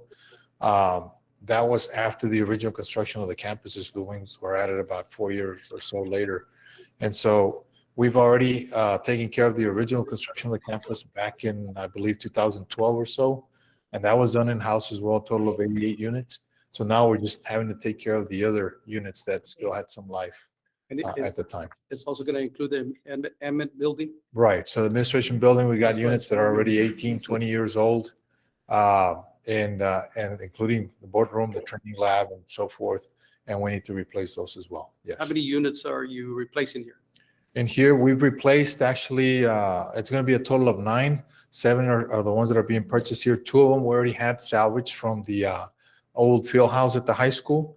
That those units had been replaced in 2014, but with the new athletic renovations project, we salvaged those and we kept them in our yard and we reused them here. So we replaced 2 already, and there's 7 more that we need to purchase under this. Thank you. Thank you, Marico. We'll go ahead and take it to a vote. Please signify yes or no. Jackie Susaita, Yes? Mark de los Santos, Yes. Coach Nieto, Yes. and Coach Trevino. Yes. Motion passes. Item H, discussion and possible action for the board to consider approval of the third invoice from Weaver and Tidwell LLP for work done on the forensic audit of the district. Board of Trustees, the first and second invoices for the audit work were approved by you on April 12th and May 10th, respectively. There is a third invoice, and the details are in the packet for the month of May for about $56,000. So I'm recommending that you approve to consider the approval to pay the third invoice submitted by CPA firm of Weaver and Tidwell LLP dated June 3rd, 2021 for the forensic work done in May of 2021. I'll make a motion. I got a motion by Coach Trevino, Second. Oh, second by Mark de los Santos. Yes. Any discussion? We'll take it to a vote. Please signify yes or no. Jackie Susaita, Yes? Mark de los Santos, Yes. Coach Nieto, Yes. Coach Trevino. Yes. Motion passes. So Vice President Rodriguez, I'm gonna pull item I. Pull item I. We'll do a little bit more research on it. Okay, so we're pulling Administration would like to pull I. item I. Okay, so now we're going to move on to item J, discussion and possible action for the board to consider approval of the revision to policy DBD, local employment requirements and restrictions, conflict of interest. Dr. Canales. Board of Trustees, Mrs. Saita requested to delete the word approved. We're looking at this policy from DBD local to indicate that employees shall not participate in any outside employment activities during hours they're required to perform district-related tasks. This is discussion on possible action. It could be just a discussion. We decided to bring it as a possible action in case you want to take action this evening. So what the current policy does say, it has, and this is DBD local on page 2 of 2. It does read about non-school employment. And this was first addressed during COVID-19 when it first started, people were staying home. There was a decision to change this policy because our Board of Trustees and administration wanted to make it clear, even though you're staying home for COVID-19, you are supposed to be working on assigned tasks at home and not having outside employment during work hours. It may need some more revision, and this is what Mrs. Saita asked about. So non-school employment, it reads, an employee shall disclose in writing to his or her immediate supervisor any outside employment. The supervisor shall determine if the employee's outside employment creates a potential conflict of interest with the proper discharge of assigned duties and responsibilities or with the best interest of the district. Employees shall not participate in approved outside employment activities during hours they're required to perform district-related work tasks. So the recommendation is to move the word approved. Employees shall not participate in outside employment activities during hours they're required to perform district-related work tasks. So this is up for discussion and action. The reason why I asked for this to be on the agenda is because with the word approved on there, it leaves it open to say, well, you didn't approve my outside employment, so I can still do it. It's not the approved employment. It just makes it confusing. I think it's just a lot clearer without the word approved in there. Now, question, Dr. Canales and counsel, in regards to somebody who's been suspended or is on leave, and they technically don't have any duties at that present time during that suspension, are they allowed to work elsewhere? Since they don't have any duties at the time. If they're on paid suspension, they can work elsewhere? That's different. They're on paid suspension, they're out. It's the other scenario, like you said, yes, they can.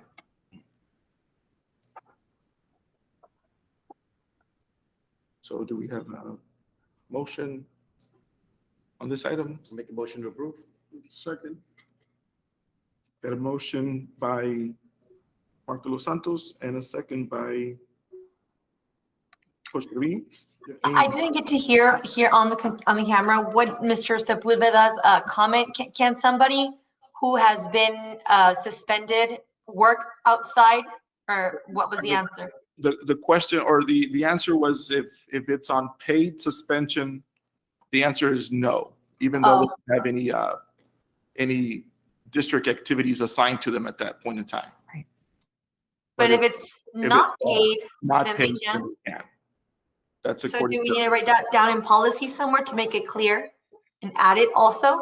Yeah, it can be done. And this is one that if we want to make several revisions, TASB charges us per revision. We may want, to make them all at once. We can look at it more carefully because that's a good question. Okay, and then bring it back. Yes, sir. Okay. Say table this then? Table this one. It's up to you guys. Table this. You want to table it, then we do that? Resend Do we need to resend motions? So rescind the motion. So, Coach, I'll rescind, I think I did it. you did it. So I'll rescind the motion to approve. Okay, You okay with it? Yes. so we're pretty much gonna take no action on this one, correct? Table it. Okay. So we'll go back and revisit and add what we need to and then bring it back? Yes, we can do that, Mrs. Staita. Okay. Okay, so we'll go on to item K, discussion and possible action for the board to consider approval to clarify the previously adopted 2020-2021 one-time employee incentive payment contingent on increased average daily attendance and the Texas Education Agency hold harmless provision. Dr. Canales? So this one has to do with ADA. Our district was about 14,900 ADA. It would have not qualified anybody for a one-time incentive payment. With the hold harmless provisions, it's a possibility now for all employees.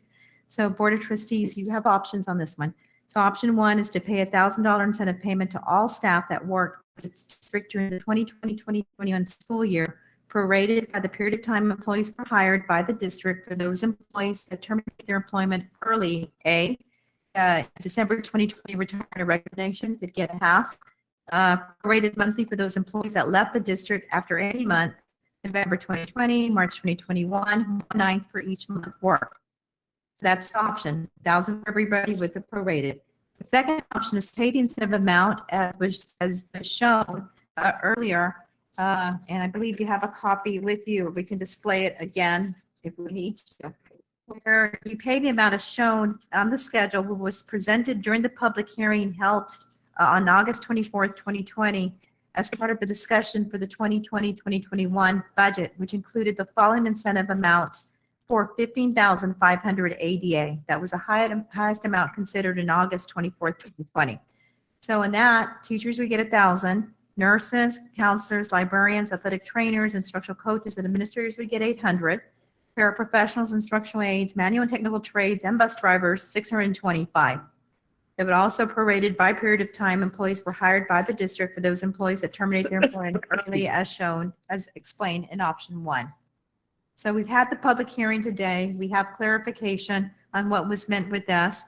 And Board of Trustees, we are recommending proceeding with making the one-time employee incentive payment to staff at the end of this month, June 2021. So it's up, the options are up to you. What was your recommendation, Dr. Canales? We're recommending that you do make a payment, that we use the hold harmless and we do pay our employees. So, and that you clarify the intent of the previous Board of Trustees approval taken on August 24th, 2020 for this one-time employee incentive payment that was contingent upon the increased ADA, which is being recommended for payment in light of TA giving us a home harmless provision that allowed our district to achieve increased ADA for this year. Is this up for discussion already? Not yet. We can. You can discuss. I mean, that was one of the big pushes when we're discussing this and, through the past weeks and whatnot was that I saw that meeting and I saw, I know why they did the initial stipend and then they were going to offer the second stipend. They were trying to, motivate everyone to participate in increasing ADA. And then, but with the home harmless, I mean, we met it, we hit it. And I think it's a big incentive. I know that we're talking about $1,000 straight across the board. Correct. That's the clarification that we need to make, whether it's 1,000 or we stagger it. And, like we had said in the public hearing that we were pushing for the 1,000 across the board. I wasn't here. Everybody. Yeah, I wasn't here for the public hearing, but is that the recommendation? That was what I heard during that meeting. There was 1,000 and with the home, we did not Right. hit ADA. We have to be clear with that. We Right, didn't. Of exactly. course, look at the situation, but with hold harmless from the state, that's bringing in the funding. I think it was 15,600 that was Yes, sir. stated that were going to be accredited. So that'll cover that. And I know that I heard in that meeting, $1,000 across the board for all staff. That was being discussed and tossed around. So I moved to go with $1,000 across all staff. I have I'm sorry, Mr. Trevino. So we got a Go motion. ahead. We're gonna move on the. Still, okay. Discussion.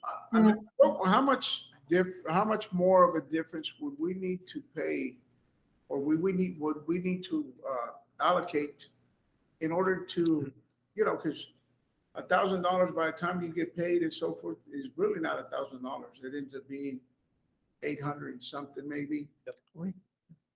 You understand what I'm getting? Yeah, well, on this one, It's gonna vary on everybody. and employees would only pay Medicare, also pay Medicare. Since this is not subject to TRS, there will not be deduction for that. So only income tax and Medicare. Nothing else will be deducted from that. So check. will the employees see a $1,000 added So to so the you check wanted for to the get check? that will be hard to do because we don't know how much, everybody pays income taxes on their own tax bracket. So So- we don't know how. So is it safe to say, what if we went 1,200 instead of 1,000? To compensate in that way, staff does get, for the most part, at least, as close to 1,000 as we can. Because initially, when this topic came up, and like I said, we weren't on the board yet, but I was watching the meeting. And this was done because of the, there was no, raise, right? I mean, initially that was just to compensate staff and provide an alternative other than giving them a raise, which couldn't be done at the time. It was to give them a stipend, $1,000, and then if they hit the ADA and at the end of the year, then they would get the additional. So, I mean, and due to the state coming in to play, and I think we probably would have hit the ADA if we had a normal, typical school year.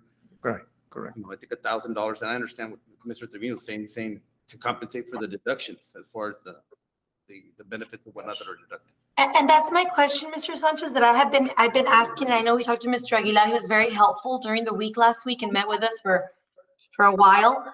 That hold harmless is coming from ESSER 2. And I'm going to clarify the way I understand, and you correct me if I'm wrong. Hold harmless funds are coming from ESSER 2. So really, the 1,000 that we're giving our employees right now we are supplanting, or in other words, taking it from the state or the local funds, but really they're coming from the federal funds from ESSER 2, correct? Well, I interpret it different with all due respect. The money that we're getting is coming from the state. The state giving us the ADA revenue we're gonna get if we had the number of students. So it is state money. The state is the one supplanting. Yeah, like on ESSER 3, they gave us the full amount. On ESSER 1, they didn't give us anything because if you have 6.6 million, we're gonna take your ADA revenues or other revenues we had. So they supplanted it, not us. Same thing here. We get in the state revenues, and that's what we're using to pay these. And then they said, so we help you there, we're gonna take it away from ESSER 2. Just like they did with ESSER 1, they took it upfront. So they are the ones supplanting, not us. Have you? Oh, no, go ahead. I'm sorry, he said ESSER 1, but I was under the impression that we never got the ESSER 1, the 6 million. We never got that. Yeah, exactly. We were awarded 6.8 million, initially 6.6, and then an additional 200.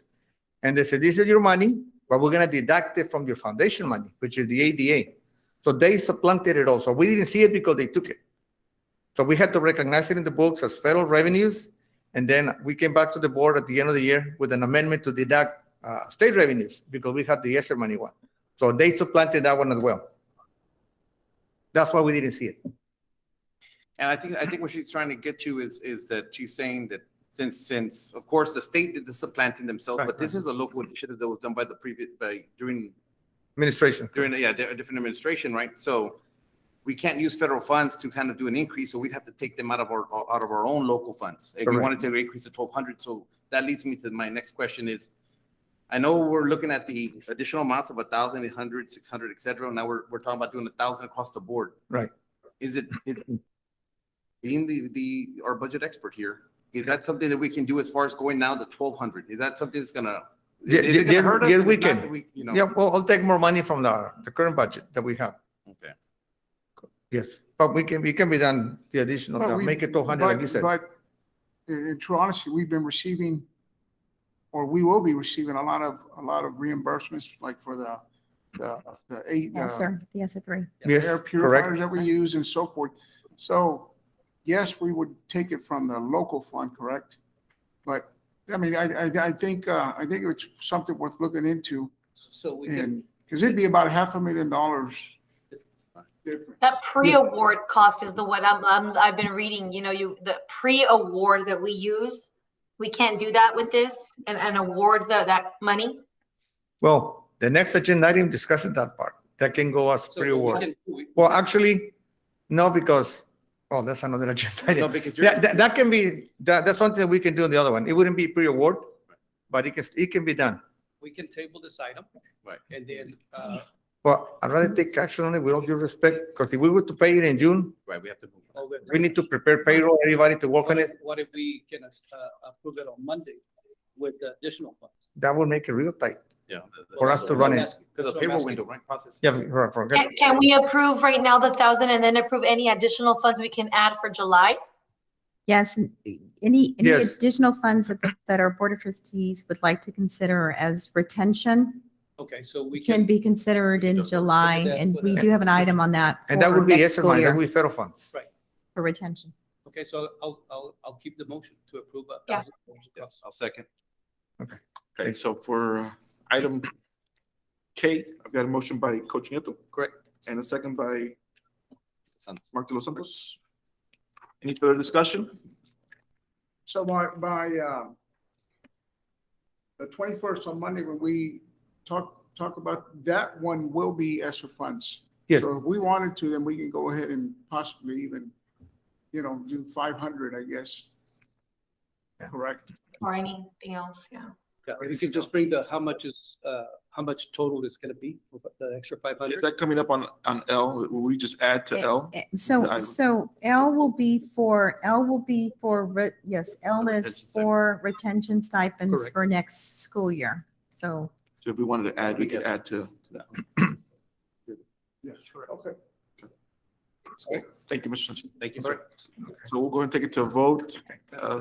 Please signify yes or no. Jackie Sustaita, Yes. Mark de los Santos, Yes. Coach Nieto, Yes. Jose Trevino. Yes. Motion passes. We'll go on to item L, discussion and possible action for the board to consider approval of the retention stipend for the 2021-2022 school year for all employees from the American Rescue Plan ESSER 3 funding. Board of Trustees, due to the COVID-19 pandemic, expectations for all staff dramatically changed. Things were very different this school year, and staff were required to switch and pivot, work remote, work from home, come back. It was constant throughout the year. Staff were also required to add extra work to ensure their own safety, the safety of students, of their colleagues, and community members. There were increased expectations applied to all employees across departments and campuses. Many, even during the closure, were out serving food, making sure buildings were taken care of, us, keeping things secure. So as we look forward to returning to face-to-face instruction in the fall of 2021, these expectations will continue as we meet the ever-changing circumstances that are going to be created by this pandemic and then the aftermath.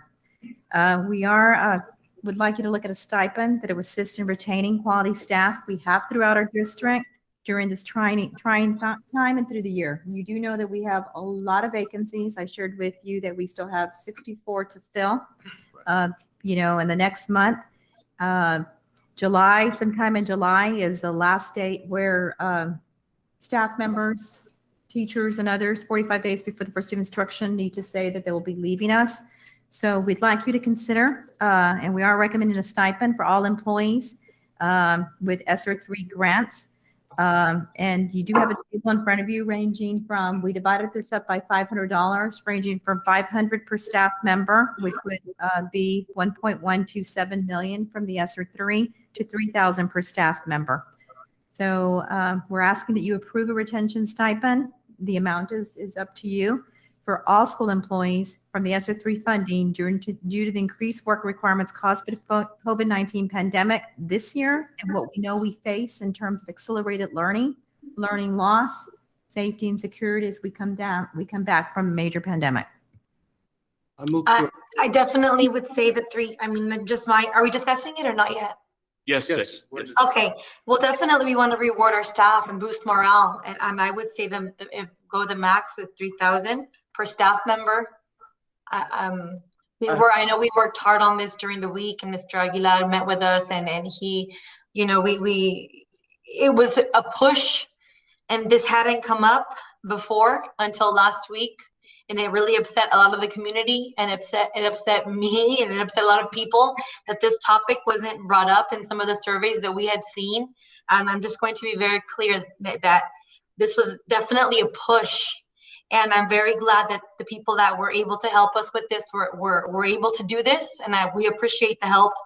So yeah, definitely we want to boost morale with the 3,000. The motion. I think she's making a statement. Oh, we're in discussion right now? Are we in discussion? Okay. Yes. And one of the things also that piggybacking off what Ms. Weslaco was saying, all that discussion and planning, and we want our staff to know that they're appreciated. And we also want to not compare ourselves, but look at what other districts are doing. What are they offering? Because of course we have highly qualified staff that are highly successful across all different departments and positions. And you were right, we have a lot of openings, and we want to attract highly qualified staff to apply and to come to our district to service our students. So what do you see as the average? I know superintendents talk across districts, and also we've seen on social media, because some districts were very quick to post. Some districts were posting in May as far as their incentive plans. Right. So where are we as far as on the 3,000? Because I've seen different numbers, but I don't want to throw those out there. But where are we at as far as the top, as far as what's out there? What people are thinking, right? What people are offering and to retain their highly qualified staff. Okay, where do we fall? So as of recent, and things change in school districts. So the talk had been 2,500, 2,000, 1,500 in some districts. Now, whether that is actual ends up being, I can't tell you that. So the 3,000 falls above the 2,500 that has been shared as what I've heard is a max in the region. That doesn't mean there's not somebody right now looking right now and saying, what's considering this, and we're going to go up by this. Right. So, that's what we have right now. So I'll move to approve the 3,000. That's what the committee recommended also, correct? Which were the principals. The district advisory committee, 63.3%. Correct. A second. Okay. And so I got a motion by Coach Nieto and a second by Jackie. Yes. Any further discussion? Yes, what about the disbursements? Mhm. What are we looking at that? I know, do we have to vote on that now, or can that be? The options and the benefits. I mean, I know We there's two can, options. we can do the stipend and come back and share the options. The options shared earlier were in the monthly paychecks for TRS purposes, but if you saw from the feedback from, was it the District Advisory Committee? Most of them, like 2/3, wanted just the stipends. We can look at the stipend at the beginning of the school year, September, you come back in September, you get, or maybe back it up a little bit to August, you're coming back, and maybe December. I know that some districts are looking at December because they want people to stay through the semester and come in December. And then they're also thinking, one of the discussions I had, and then you want them to stay through May because you can retire in December and get credit for the whole year. So they want them to come to be here for May. So some districts are thinking of December and then at the end of the school year for this.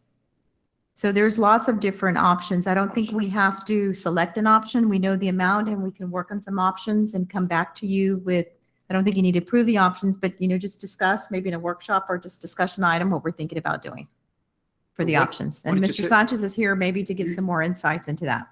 What did you say the committee recommended, Mr. Garlick, or? For payout, it was about 75% in favor of a split stipend. One towards the beginning of the year and one at the end. Now, to be fair, these are options we threw out. That's the one that they chose. I mean, there's lots of ways to do this. So this stipend is only for staff that are coming back? It's a retention stipend. Right, retention. That is the Yes. intention, right? Yes. Okay. I propose, 2 and 1. I like 2 in September and 1 in December, right before Christmas. That way you get, it's not divided 15 and 15. It's at least, 2,000 to start the year, and then you get another 1,000 in. Now, some people, for tax purposes, would be benefited if it was 2,000 or 1,000 and 2,000 in January because of the tax bracket. So it all depends. Yeah. I agree with you that split, but you split in the same year. If you go January, then that's for the next year. But that's something to think about. I was going to ask, since this stipend is for the staff, is there a way that we can survey the staff and see what the I mean, I don't want to make a decision for someone and then yet I don't know their situation. So if this is for them, and this is their benefit, and for those that come back and stay with Weslaco ISD, wouldn't it be quick just to do a survey? I'm looking at tally it the up technology, at the technology department. It would be quick. If we approve the stipend, we could get a survey out as soon as tomorrow morning, Mr.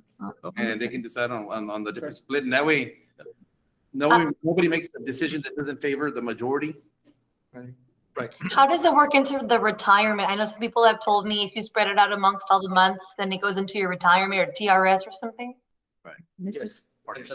The amount is distributed on a monthly basis, September through August, for example.